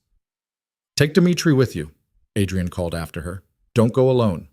She wanted to argue, wanted to insist she didn't need a bodyguard for a simple walk, but the look on his face, worry mixed with something that looked like fear, made her nod instead. Dimitri was the massive man who'd opened the door at the warehouse. He appeared outside the apartment within minutes of Adrian's text, looking exactly like what he was, hired muscle designed to intimidate and protect. He didn't talk much, just walked 3 steps behind her as she wandered through the neighborhood, trying to process everything. 3 weeks. That's all it had been. And already she was getting lectures from Adrian's sister about being targeted by enemies and needing protection for walks. Already she was living in his apartment more than her own. Already she was in so deep that the idea of leaving felt impossible. Her phone buzzed, a text from Adrian. "I'm sorry about Katya. She means well but has no filter. Come back when you're ready. I'll make lunch." She typed back. What did she want to talk about? You, us. The situation developing with the Kozlov organization. The usual family drama mixed with criminal enterprise. Should I be worried? About Katya? No, about Kozlov? I'm handling it. About us? Only if you want to be. She stared at the message, at the casual way he acknowledged there was an us to worry about. Like it was already decided, already real. Maybe it was. She walked for another 20 minutes, Dimitri shadowing her the entire time, then headed back. The apartment was quiet when she entered, Katya apparently gone. Adrian was in the kitchen doing exactly what he'd promised, making lunch with the kind of focused attention he gave everything. She likes you, he said without turning around. In case you were wondering. She threatened me. She warned you. There's a difference. He glanced over his shoulder. She's protective. Thinks I'm taking stupid risks by being involved with you. Are you? Absolutely. He plated food, something with pasta and vegetables that looked complicated and smelled incredible. Doesn't mean I'm going to stop. Come eat. We need to talk about something. The words sent anxiety spiking through her, but she sat at the counter and accepted the plate he slid across. That sounds ominous. It's practical. He poured wine for both of them, even though it was barely noon. The situation with Kozlov is escalating. There's going to be a meeting in 3 days. High stakes. Possibly dangerous. I need to be there, which means you need to be somewhere safe. I can stay at my apartment. No. Flat. Final. Your apartment isn't secure. I'm sending you to a property I own outside the city. Guarded. Secure. You'll have everything you need. You're hiding me. I'm protecting you. He set down his fork, reached across to take her hand. This meeting could go wrong in multiple ways. If it does, the first thing they'll do is try to grab you to use as leverage. I can't focus on negotiations if I'm worried about your safety. So I just disappear while you handle dangerous business. Yes. No apology in it, just expectation that she'd comply. She pulled her hand back, so no. His expression shifted. Not angry, but surprised, like he wasn't used to people refusing. Lila? No, she repeated. I understand you want me safe. I appreciate it, but I'm not going to hide every time your work gets dangerous. That's not a relationship. That's me being a possession you store somewhere secure when it's convenient. That's not what this is. Then what is it? She stood, needing space. You want me in your life? Fine. I'm in it. But that means I'm actually in it, not just present when things are easy. You don't get to make unilateral decisions about where I go and what I do because it suits your protection instincts. You don't understand the risk. Then explain it to me. Talk to me like a partner instead of ordering me around like an employee. She met his eyes. You said you wanted honesty. You said you wanted me to choose this with full knowledge. You can't have it both ways, Adrian. Either I'm part of your life, the real, complicated, dangerous parts, or I'm just someone you're keeping safe until I become inconvenient. He stood slowly, and she could see the war happening behind his eyes. The need to control versus the need to respect her autonomy. The desire to protect versus the knowledge that she was right. If something happens to you because I let you stay, I'll never forgive myself, he said quietly. And if I leave because you try to control my life, you'll never forgive yourself either. She moved closer. I'm not asking to be in the middle of your meeting. I'm asking not to be shipped off like furniture that needs storing. There has to be a middle ground. He was quiet for a long moment, jaw tight, hands flexing at his sides. Then, you stay in the city but at a different location, secured, guarded. You check in every 2 hours so I know you're safe. And if I tell you to move, you move immediately without argument. Those are my terms. What location? A hotel I own, penthouse suite. Dimitri and 2 others on your detail. You'll have everything you need and you won't be isolated in the middle of nowhere. He stepped closer. But you follow security protocols, all of them. No arguments. That's non-negotiable. It was compromise. Not perfect, but better than being sent away completely. Okay, I can live with that. Good. He pulled her against him, his forehead resting on hers. You're going to make me insane, aren't you? Probably. She wrapped her arms around his waist. Is the meeting really that dangerous? Kozlov wants territory I control. He's been pushing boundaries, testing responses. This meeting is either going to establish clear lines or it's going to start a war. His voice stayed level, but she could feel the tension in his body. I'm hoping for the former, preparing for the latter. What happens if it's the latter? Then things get complicated for a while. Violent, unpredictable. He pulled back enough to see her face. And you stay protected until it's resolved. That's not negotiable either. I don't want you to get hurt. I won't, said with the kind of confidence that came from years of surviving. I've been doing this a long time, Lila. I know how to handle territorial disputes. She wanted to believe him, wanted to trust that he was as untouchable as he seemed. But the worry sat heavy in her chest anyway, mixing with fear and something deeper she wasn't ready to name yet. The next 3 days passed in strange suspension. Adrian was gone more than usual, handling preparations she wasn't privy to. Katya showed up again, teaching Lila things she'd never thought she'd need to know. How to tell if she was being followed, what to do if someone tried to grab her, numbers to call in various emergencies. It felt surreal and necessary in equal measure. The night before the meeting, Adrian came home late. She was already in bed, pretending to read, but really just waiting for him. He stripped off his jacket and holster with mechanical efficiency, then climbed into bed fully clothed and pulled her against him. "Talk to me," she said softly. "Tell me what you're thinking." "I'm thinking I should send you to Moscow with Katya, get you completely out of the city until this is over." "But you're not going to." "No, because you'd hate me for it and you'd be right to." His hand stroked her hair. "I'm thinking that 3 weeks ago my biggest concern was expanding into the docks district, and now all I can think about is keeping you safe. I'm thinking you've completely rearranged my priorities in ways I didn't see coming. Is that bad?" "I don't know yet. Ask me when this is over." He kissed the top of her head. "Tomorrow, Dmitri takes you to the hotel at noon. You stay there until I come get you. Could be hours. Could be longer. Don't leave for any reason. Don't trust anyone except Dmitri, Katya, or me. Promise me." "I promise." She tilted her head up to look at him. "Come back to me." "Always." He kissed her then, deep and thorough and desperate, like he was memorizing the taste of her, like he knew tomorrow could change everything. They made love that night for the first time, slow and intense and almost frightening in its intimacy. He touched her like she was precious. She touched him like she was trying to keep him with her through sheer force of will. And when it was over, they lay tangled together in the dark, neither of them sleeping, both of them pretending they weren't terrified. Morning came too fast. Adrian was already awake when she opened her eyes, dressed in a dark suit that somehow looked more dangerous than his usual clothes. Gun visible in its holster, phone buzzing constantly with messages he answered in clipped sentences. "Dimitri's downstairs," he said, checking his watch. "You need to leave in 10 minutes. She wanted to argue, wanted to demand to stay with him. Instead, she got dressed quickly, grabbed the bag she'd packed the night before, and met him at the door. "Hey," she said, catching his arm. "Be careful." "Always am." He kissed her hard. "I'll see you tonight. We'll have dinner and laugh about how worried we were for nothing." She wanted to believe that, held on to it as she rode the elevator down with Dmitri, as they drove through the city to a hotel she'd never noticed before, as she was escorted to a penthouse that was beautiful and sterile and felt nothing like home. 2 guards stationed themselves outside her door. Dmitri did a sweep of the rooms, checking windows and exits with professional thoroughness. Then he positioned himself in the main room, armed and alert, and told her to make herself comfortable. Comfortable.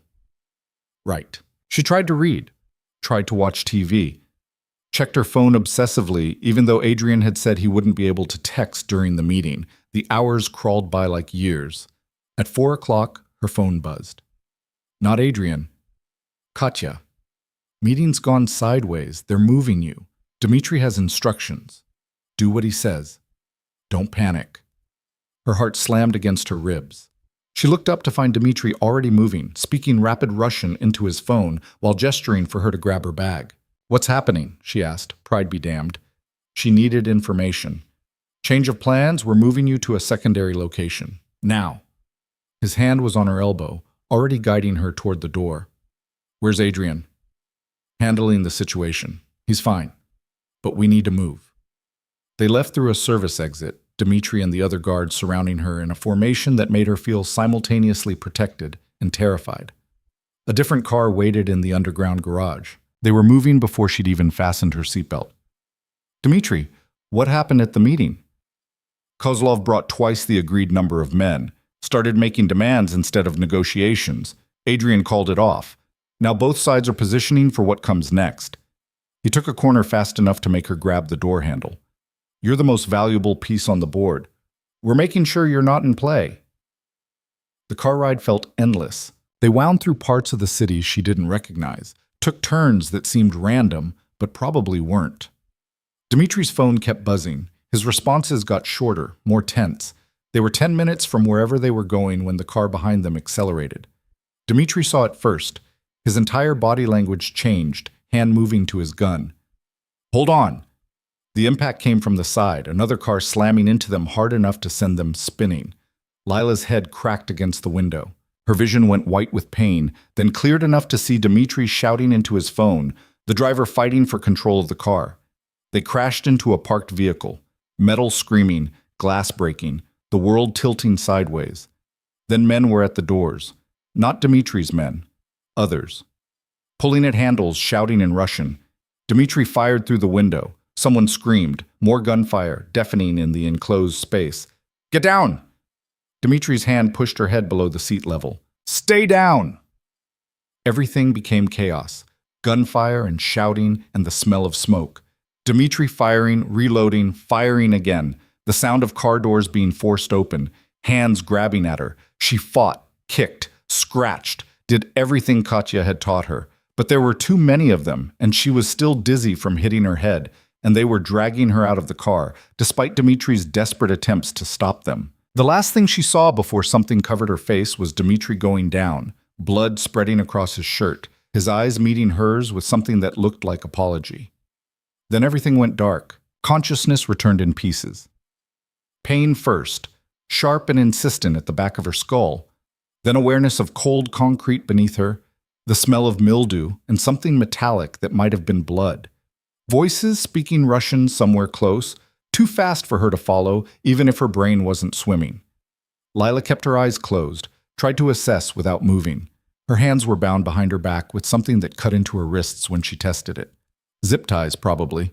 Her head throbbed with each heartbeat. Everything hurt in that distant way that meant shock was still doing its job, keeping the worst of it at bay. The voices got closer. Footsteps on concrete. Then someone grabbed her shoulder and shook her hard enough to make her head spin. Wake up! She opened her eyes to dim light and a man's face too close to hers. Older, maybe 50s, with the kind of scarring that came from a violent life. He smiled when he saw her awake, but there was nothing friendly in it. Good. You're conscious. Makes this easier. He hauled her into a sitting position against a wall, ignoring her gasp of pain. Do you know who I am? She shook her head, trying to focus through the pounding in her skull. Mikhail Kozlov. I think your boyfriend has mentioned me. He crouched down to her level, studying her face like she was an interesting specimen. You're the reason Adrian walked out of our meeting. The reason he refused very reasonable terms. I wondered what could make a man like Volkov act so irrationally. Now I see. He'll kill you for this. The words came out rough, her throat dry. Kozlov laughed. Probably. But first he'll give me what I want to get you back. Territory, shipping routes, contacts. All the things he refused to negotiate earlier, he'll hand over gladly once I send him pictures of what we're doing to you. Terror spiked through her, sharp and immediate. You don't have to do this. Whatever you want from him, there has to be another way. There was. He chose you instead. Kozlov stood, brushing off his knees. I'm not a monster girl. I don't enjoy hurting women, but I enjoy losing territory even less, and Adrian Volkov has been expanding into areas that belong to me. This is business. You're just the leverage that makes it work. He walked away, speaking to someone she couldn't see. Lila tried to take stock of her surroundings. Basement, probably. Unfinished concrete walls. One small window too high to reach, showing darkness outside. No idea where she was or how long she'd been unconscious. She thought about Dmitri going down, blood spreading across his shirt. Thought about Adrian's face that morning, the way he'd kissed her like he was trying to memorize her. Thought about how spectacularly wrong his promise of dinner and laughter had gone. Her phone was gone. So was the small knife Katya had insisted she keep in her jacket pocket. They'd searched her, taken everything. She was alone in a basement with men who saw her as a transaction, and the only person who could help her had no idea where she was. Time passed strangely. Could have been hours, could have been minutes. Men came and went, speaking Russian she couldn't understand. One brought water and held it to her lips when she couldn't reach it with her hands bound. Small mercy that probably meant they wanted her alive and undamaged for whatever exchange Kozlov was planning. Then Kozlov returned with a phone and a camera. Time to let Adrian know we have you. Smile for the picture. She didn't smile. Glared at the camera instead, trying to show defiance instead of fear. Trying to look like she wasn't terrified they were going to hurt her before Adrian could respond. Kozlov took several photos, studied them with professional detachment. Good enough. He'll recognize you're alive. That's what matters. He typed something on the phone, sent it. Now we wait for him to be reasonable. He won't negotiate with you. He will.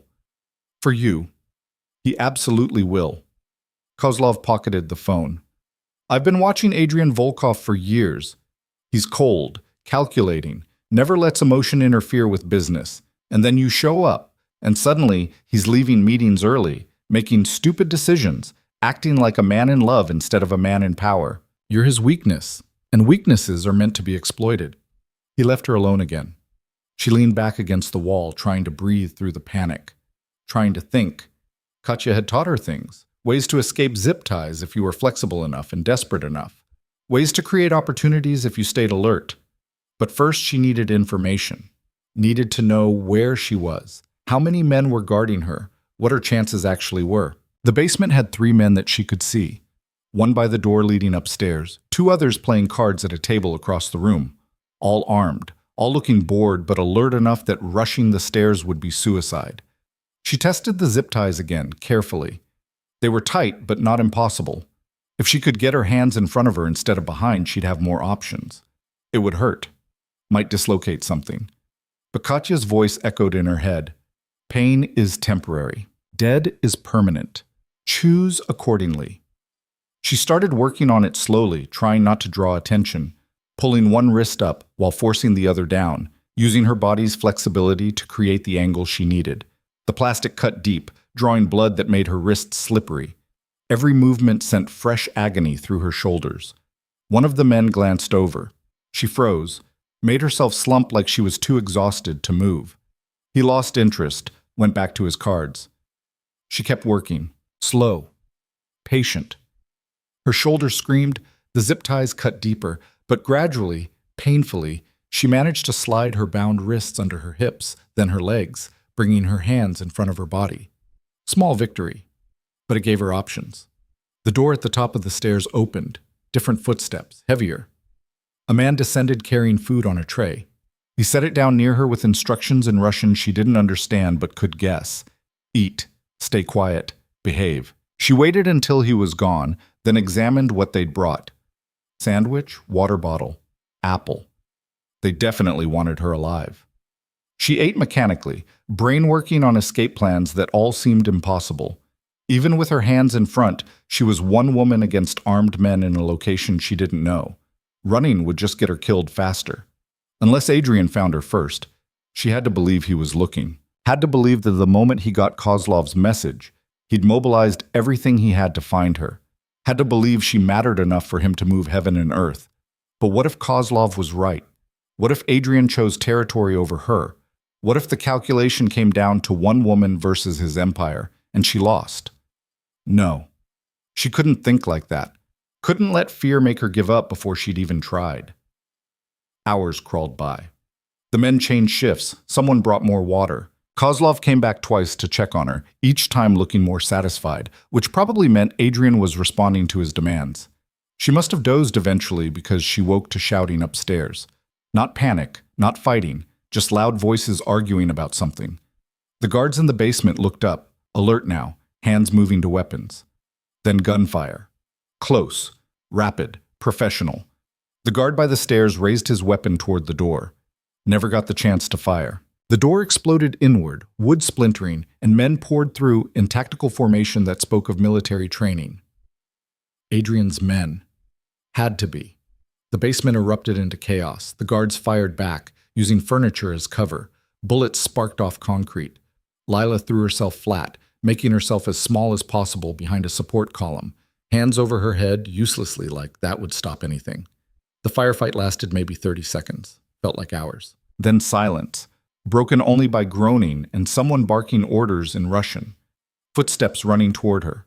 She looked up to see Katya, of all people, crouching beside her with a gun in one hand and a knife in the other. You're alive. Good. Katya cut through the zip ties with efficient movements. Can you walk? I think so. Lila's legs shook when she stood, but they held. Adrian is upstairs dealing with Kozlov. Come on. We need to move before police show up. Katya half dragged her toward the stairs, stepping over bodies without seeming to notice them. Lila tried not to look, failed, saw the guard who'd brought her food staring at nothing. Dead. Because of her. Because she'd become valuable enough to fight over. The nausea hit hard. She barely made it to the stairs before throwing up everything she'd eaten, her body shaking with delayed shock and horror. Later, Katya said, not unkindly. Process later. Move now. Upstairs was worse. More bodies. More blood. Signs of a fight that had been brutal and brief. Men in tactical gear that marked them as Adrian's were already clearing rooms, securing the building. And in what looked like a living room, Adrian had Kozlov on his knees. Lila stopped in the doorway. Couldn't help it. Couldn't look away from the man she'd shared breakfast with that morning, who now had a gun pressed to another man's head with an expression that was terrifyingly empty. Adrian saw her. Something shifted in his face. Relief and rage, and something almost broken. Get her out of here. No. Lila's voice came out stronger than she felt. I want to see. Lila, I said I wanted to be part of your world, the real parts. She stepped into the room, ignoring how her legs threatened to give out. So show me. Show me what happens to people who take what's yours. Kozlov laughed, the sound wet and painful. She's tougher than she looks. Maybe you chose well after all, Volkov. Shut up. Adrian's voice was flat, emotionless. The gun didn't waver. You made a mistake coming after her, thinking you could use her as leverage, thinking I wouldn't burn everything to get her back. I was right, though, wasn't I? Kozlov's smile was bloody. You gave me everything I asked for, territory, roots, all of it, just to get her location. I gave you nothing. I lied, made promises I had no intention of keeping. Adrian's finger moved to the trigger. The moment you sent me that picture, you were dead. You just didn't know it yet. Adrian.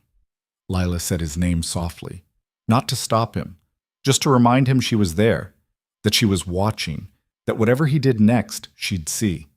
He looked at her again, and she saw the war happening behind his eyes, the man who'd made her breakfast fighting with the man who ruled through fear and violence, the part of him that wanted to protect her from this fighting with the part that had promised her honesty. I need you to go outside, he said finally. Please. I don't want you to see this part. Will it change things? If I see? I don't know. Maybe. His jaw tightened. Probably. This isn't romantic, Lila. It's not noble. It's just necessary and ugly and final. She understood what he was offering, a chance to preserve some innocence, to not have to carry the weight of watching him execute a man in cold blood, to maintain the fiction that his world could be separated into parts she could accept and parts she could ignore. But that was a lie. And they'd built this thing between them on truth, however uncomfortable. I'm staying, she said. Something like pain crossed his face. Then he nodded once, accepting her choice, accepting what it would cost them both. He turned back to Kozlov. You're dying tonight. But first, I want you to understand something. Every man you sent to that ambush, dead. Every ally who helped you plan this, they'll be dead by morning. Your organization, I'm dismantling it piece by piece. By the time I'm done, your name will be a cautionary tale about what happens when you touch something that belongs to me. She's a girl, just a girl. Kozlov spat blood. Was she really worth starting a war? Yes. No hesitation, absolute certainty. She's worth burning the whole city down. The shot was loud in the enclosed space. Lila flinched but didn't look away. Watched Kozlov crumple. Watched the life leave his eyes. Watched Adrian stand over the body with an expression that was somehow both satisfied and empty. Then he turned to her, the gun already being handed off to someone else, his hands coming up like he wanted to touch her but wasn't sure he should. Are you hurt? His voice had shifted back to something almost human, almost the man she knew. Head hurts, wrists are cut up, but I'm okay. She moved toward him, closing the distance he seemed unable to cross. Dmitri. In surgery, critical but stable. He'll live. Adrian's hands finally made contact, framing her face with a gentleness that seemed impossible given what he'd just done. I'm sorry. I should have sent you to Moscow. Should have... Stop! She put her hands over his, ignoring how the cut zip tie mark screamed in protest. You couldn't have known. And I'm the one who insisted on staying in the city. You were taken because of me. Hurt because of me. You watched me. He couldn't finish the sentence. I watched you protect what's yours. I made that choice with my eyes open. She pulled his forehead down to hers. I'm not leaving you because this got ugly. I'm not that fragile. You should be.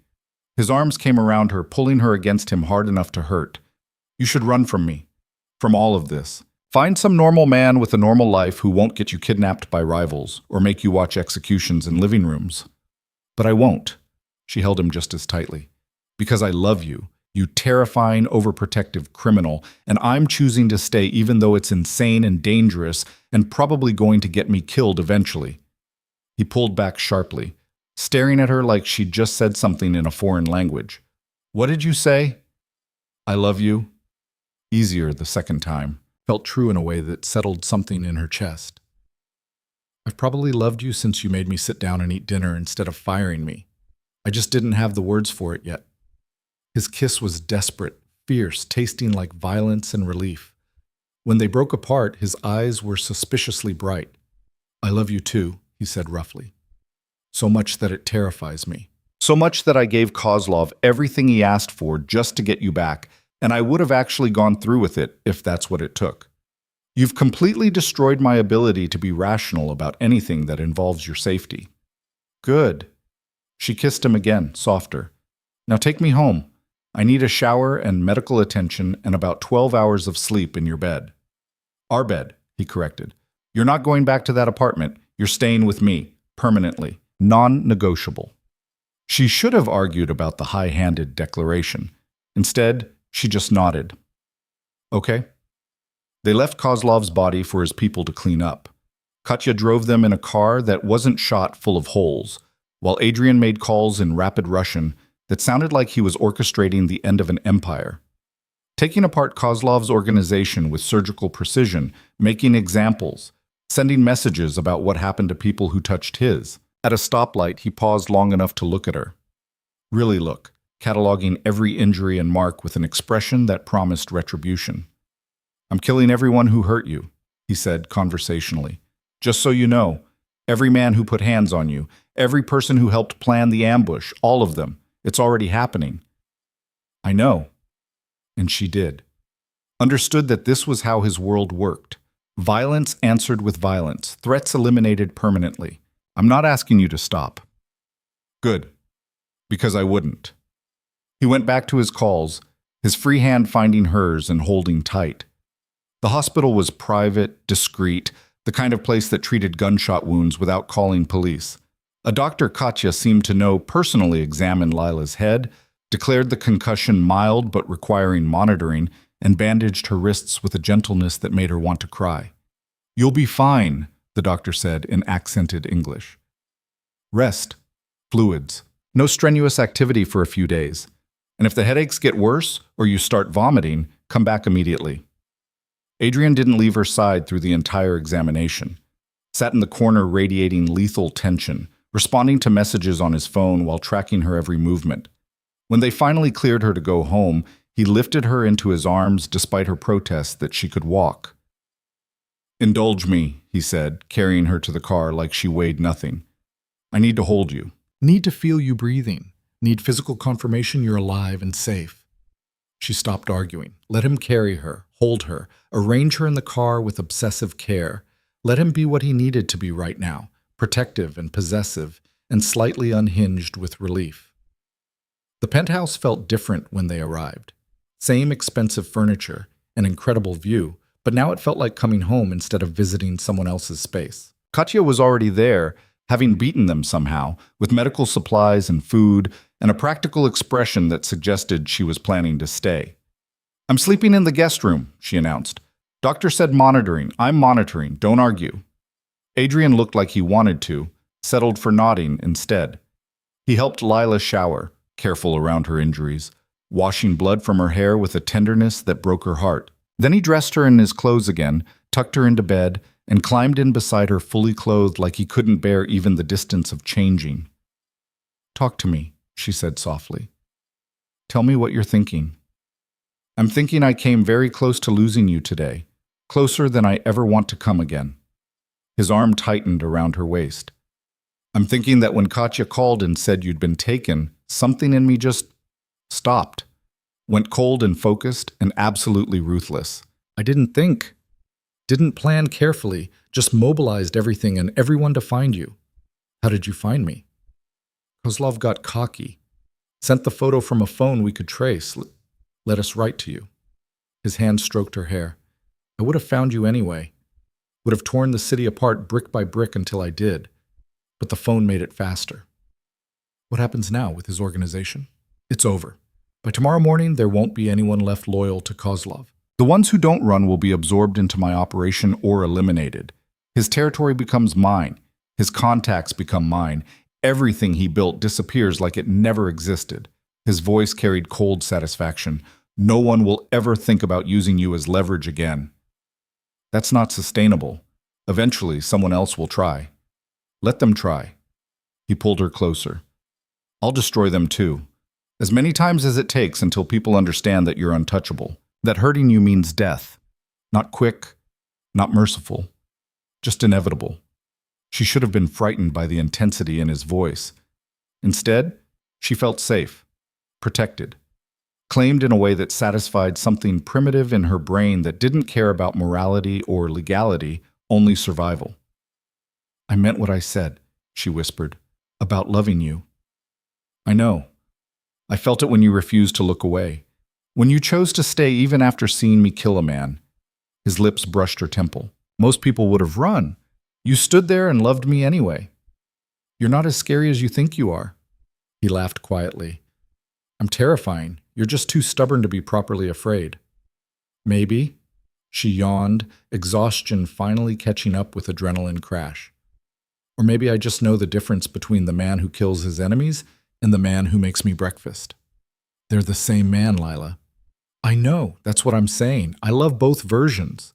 Her eyes were closing despite her efforts to stay awake. The whole complicated package. Sleep, he murmured. I'll be here when you wake up. I'll always be here. She believed him, believed it enough to let go, to sink into unconscious darkness without fear, knowing he'd keep her safe while she was vulnerable. The last thing she felt was his hand in her hair, and his voice, so soft she might have imagined it. You've ruined me for anything else. I hope you know that. She smiled and let sleep take her, thinking that fair was fair. He'd ruined her right back. Recovery wasn't clean or simple or anything like the movies suggested.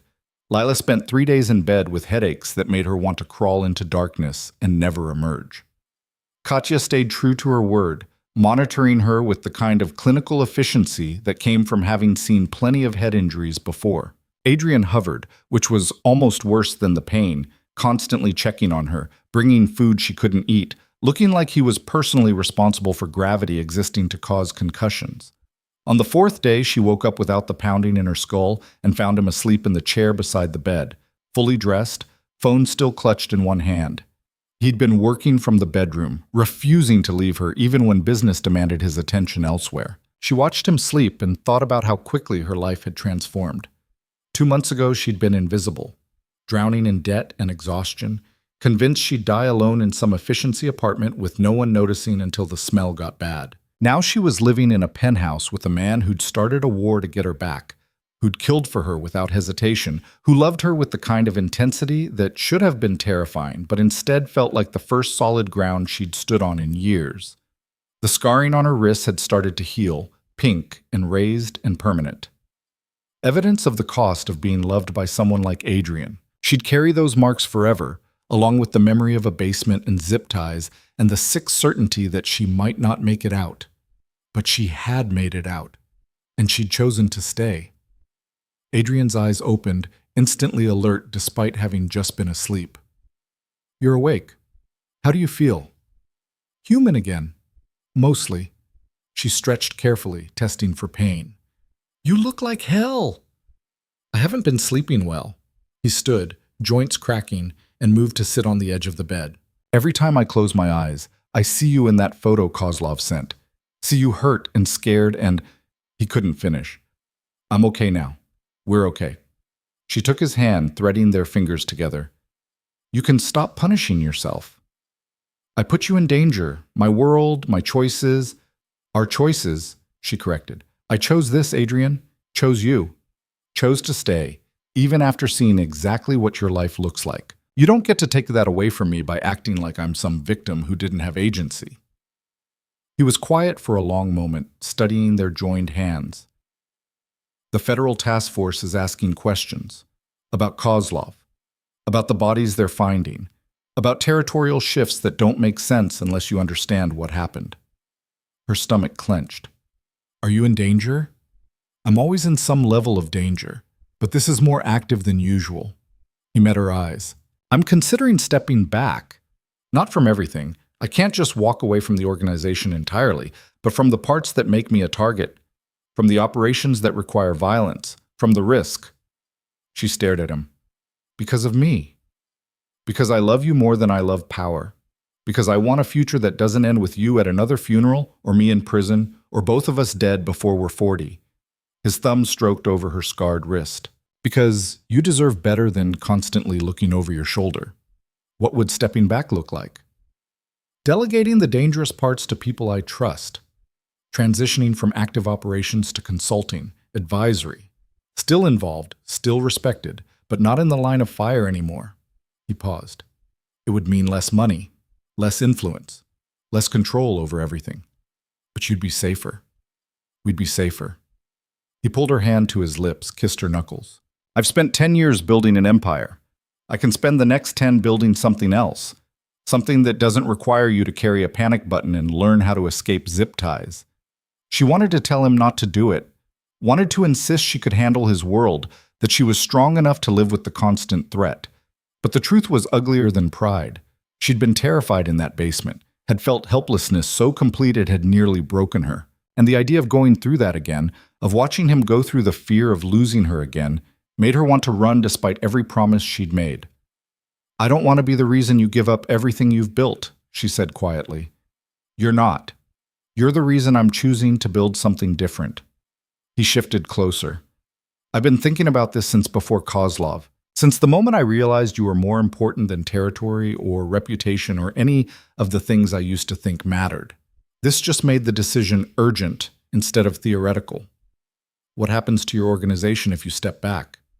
Katya takes over operational control. She's been ready for years, just waiting for me to stop being stubborn about it. He smiled slightly.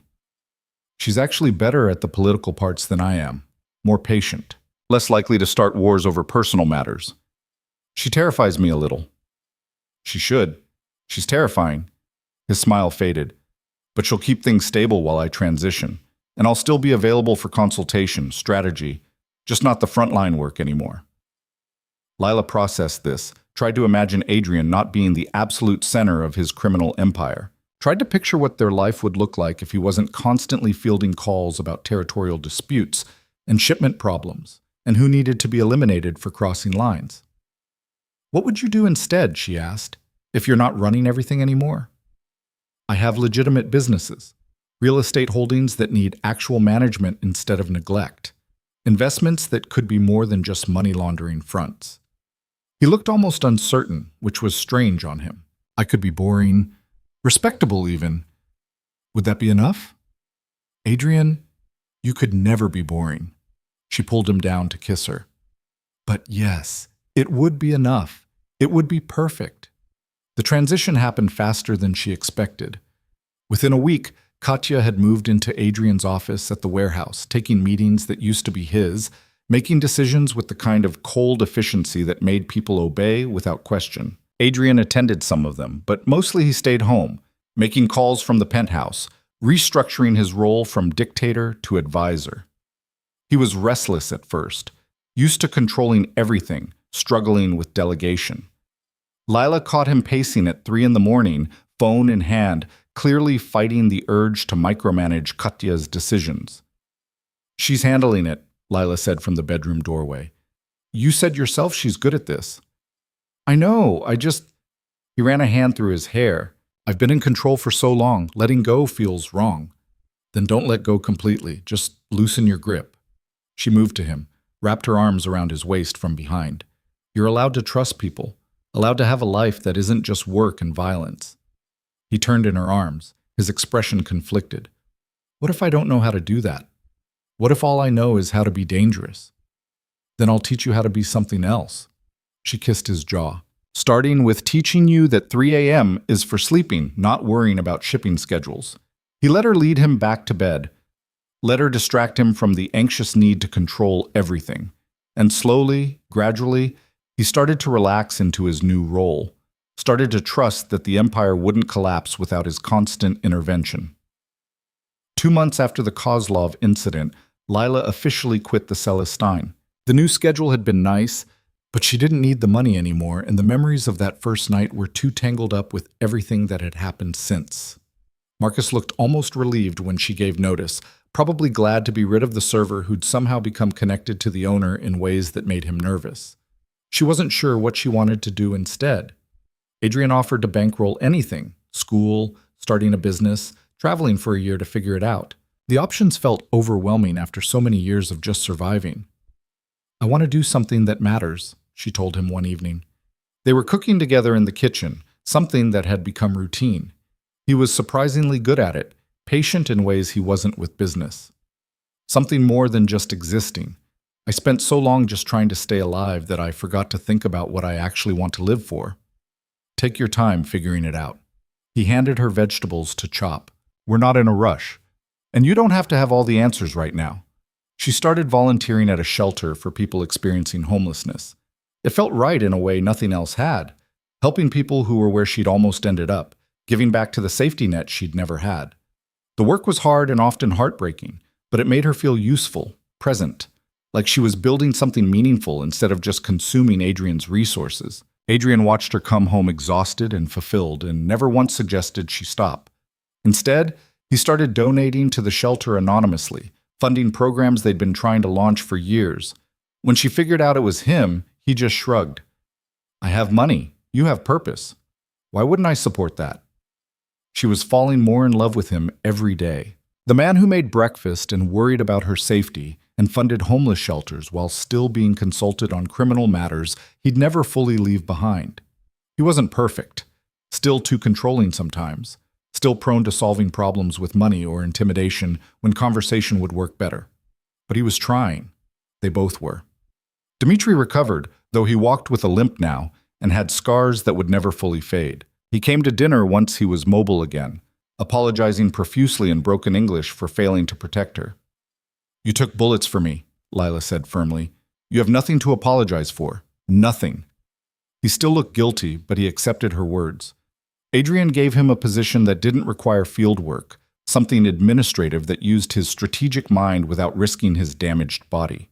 Loyalty mattered in their world. Dmitri had proven his. That earned protection.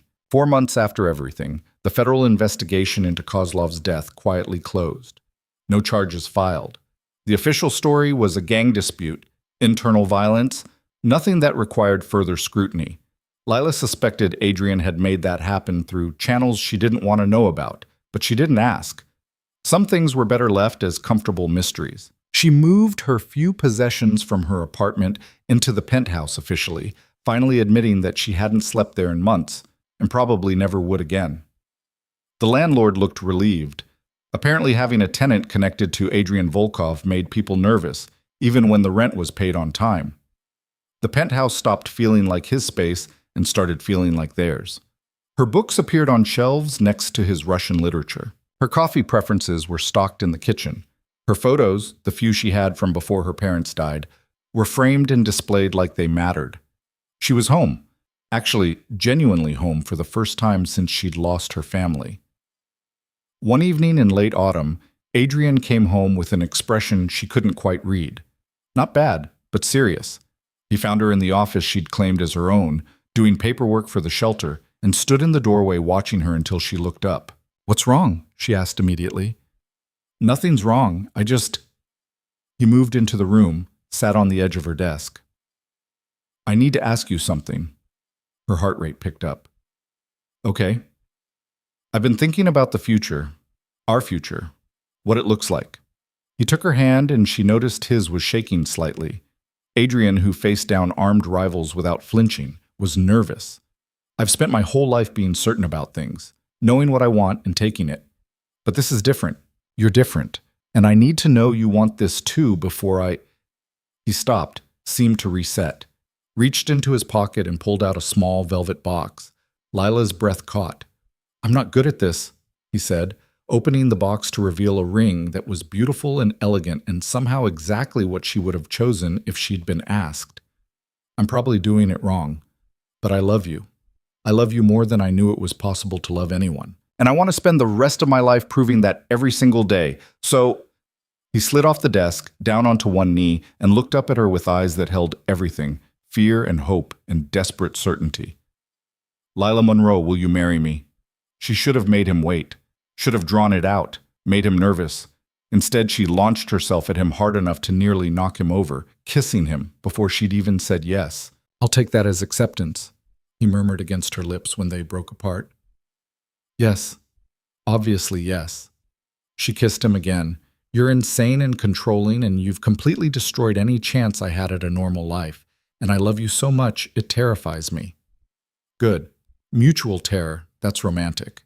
He slipped the ring onto her finger with hands that had stopped shaking. We're doing this. Actually doing this. We are. She looked at the ring, at the physical symbol of a future she'd stopped believing in years ago. When? Whenever you want. Tomorrow. Next year. I don't care as long as it happens. He pulled her into his lap, holding her like she might disappear. I just need you to be mine officially, legally, in every way that matters. I'm already yours in every way that matters. I know, but I want the paperwork too.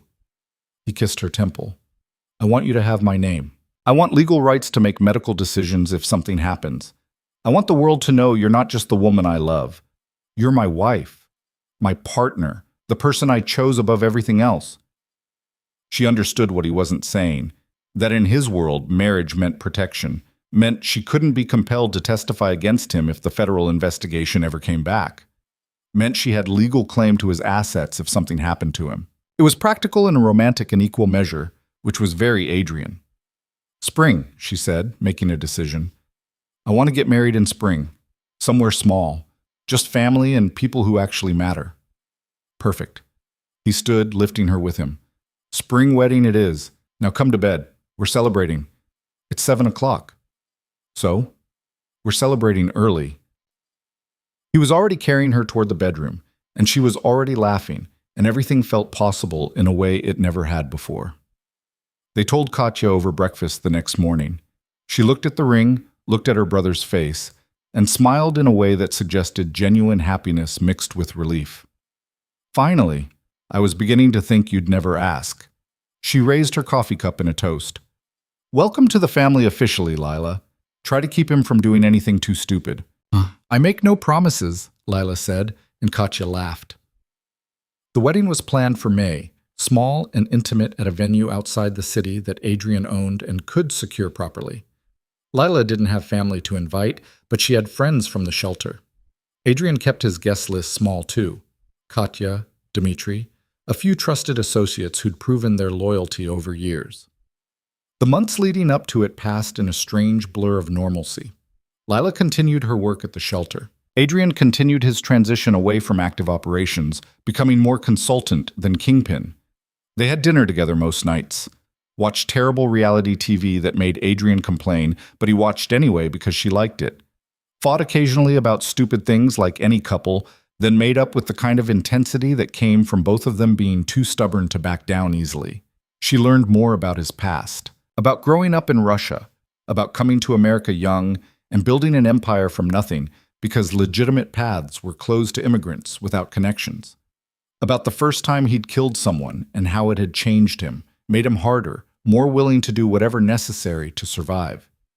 He learned about her too, about parents who'd loved her but died too soon, about dropping out of college because debt crushed her, about the years of struggle that had worn her down to nothing before he'd found her, about the little girl she'd been who'd wanted to be a teacher and how far she'd strayed from that dream. You could still teach, he said one night. Go back to school, finish your degree, do it right this time without having to work yourself to death. She considered it. The idea had appeal.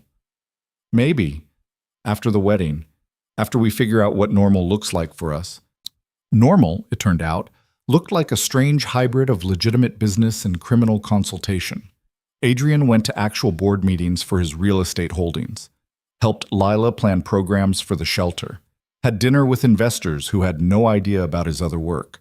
But he also still took calls from Katya about situations that needed his strategic input. Still knew things he probably shouldn't about shipments and territories and who was moving against whom. He was never going to be completely clean. They both accepted that. But he was safer, less exposed, less likely to end up dead or in prison before they had a chance to actually build a life together. 2 weeks before the wedding, Lila woke up nauseous. She dismissed it as stress or bad food until it happened 3 days in a row. Then she bought a pregnancy test on a whim, not really expecting anything, and stared at the positive result with her brain completely blank. Pregnant. She was pregnant. They'd been careful, but not perfect. And apparently careful but not perfect had consequences. She sat on the bathroom floor with the test in her hand and tried to process what this meant. A baby. Their baby. A tiny human who would be born into a world where their father had been a crime lord and their mother had watched him execute people. What kind of life was that for a child? Adrian found her there 20 minutes later, still sitting on the tile, Tess clutched in numb fingers. Lila, what's wrong? He crouched beside her, saw the test, went very still. Is that positive? I'm pregnant. She looked up at him. I don't know how I feel about it yet. I don't know if I'm happy or terrified or both. He took the test from her hands, stared at it like it held secrets.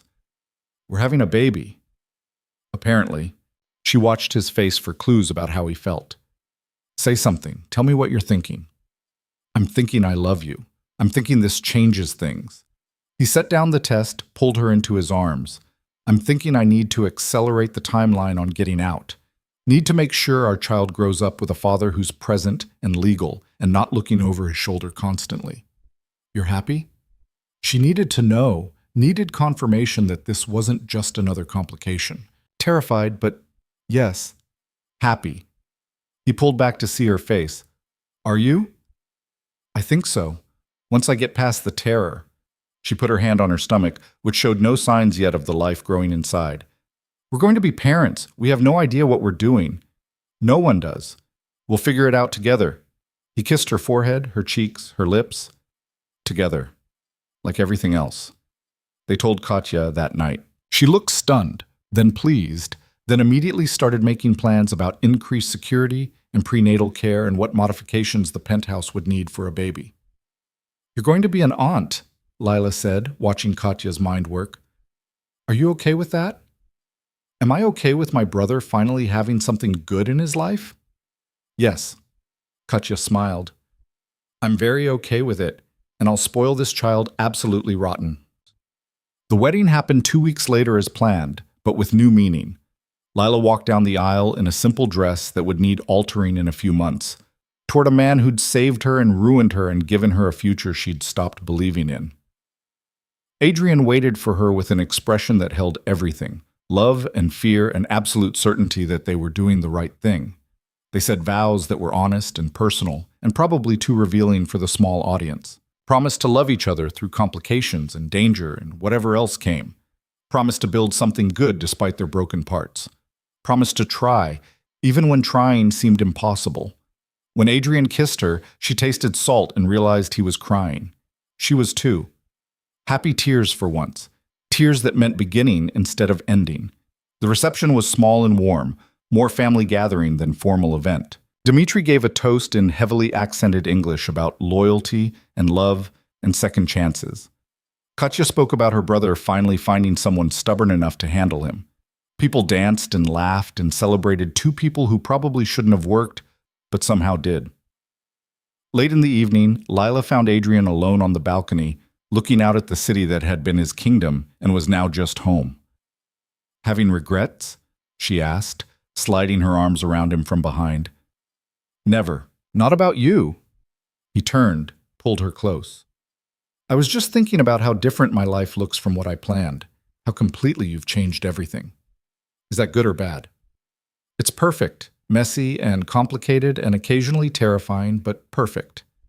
His hand moved to her stomach, still flat, but not for long. We're going to be okay. All three of us. You sound very certain. I am, because I've built an empire from nothing. If I can do that, I can handle fatherhood and marriage and a life that doesn't revolve around violence. He kissed her slowly, thoroughly. I love you, Lila Volkov. My wife. My future. My reason for choosing peace over power. I love you too. She rested her head against his chest, listening to his heartbeat. My dangerous, protective, surprisingly domestic, criminal husband. They stood like that for a long time, watching the city lights and thinking about the future, about the child who would arrive in 7 months, about the life they were building that made no sense on paper but felt right in practice, about how far they'd both come from that night when she'd almost spilled champagne and he'd caught her before she fell. Sometimes the best stories started with mistakes, with near disasters that became turning points, with an invisible girl and a dangerous man finding each other in the most unlikely way and choosing to stay despite every reason to run. 7 months later, their daughter was born. Perfect and tiny, and screaming her arrival with the kind of determination that suggested she'd inherited both their stubborn streaks. Adrian held her with shaking hands and looked at Lila with an expression that held more emotion than she'd ever seen on his face. She's beautiful, he whispered. She's perfect. She's ours. Lila reached for them both, pulling her family close. Our miracle, our future, our proof that broken people can build something whole.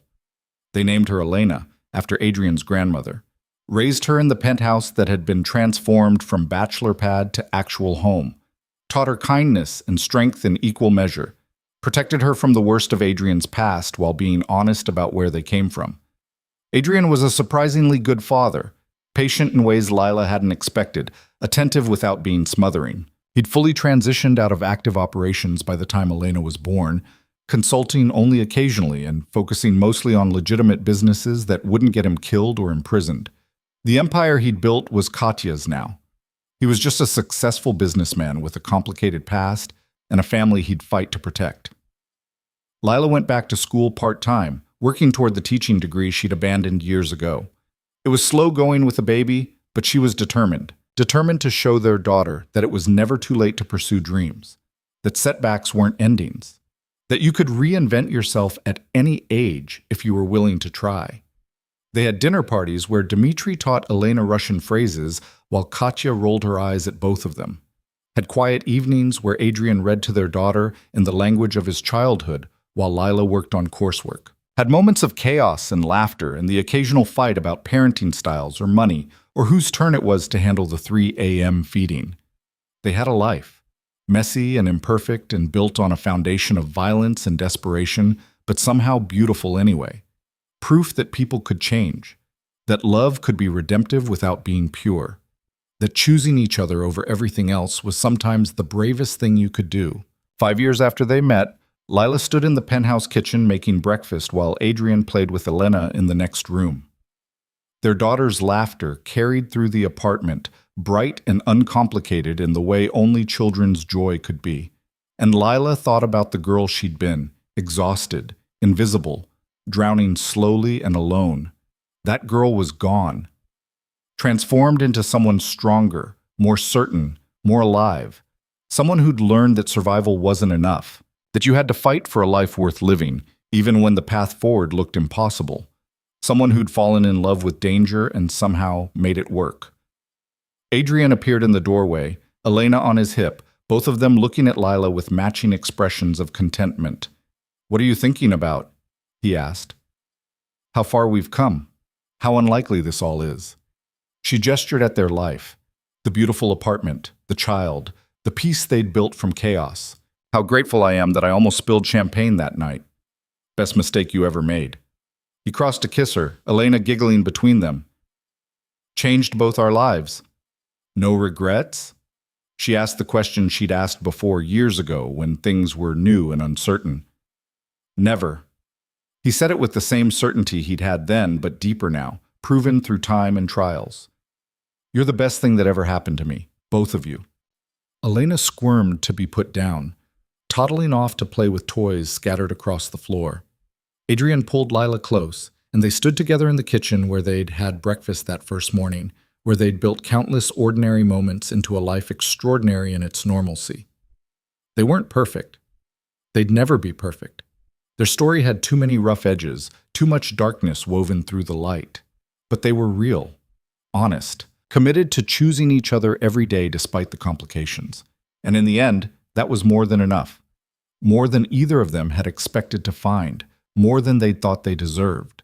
It was everything.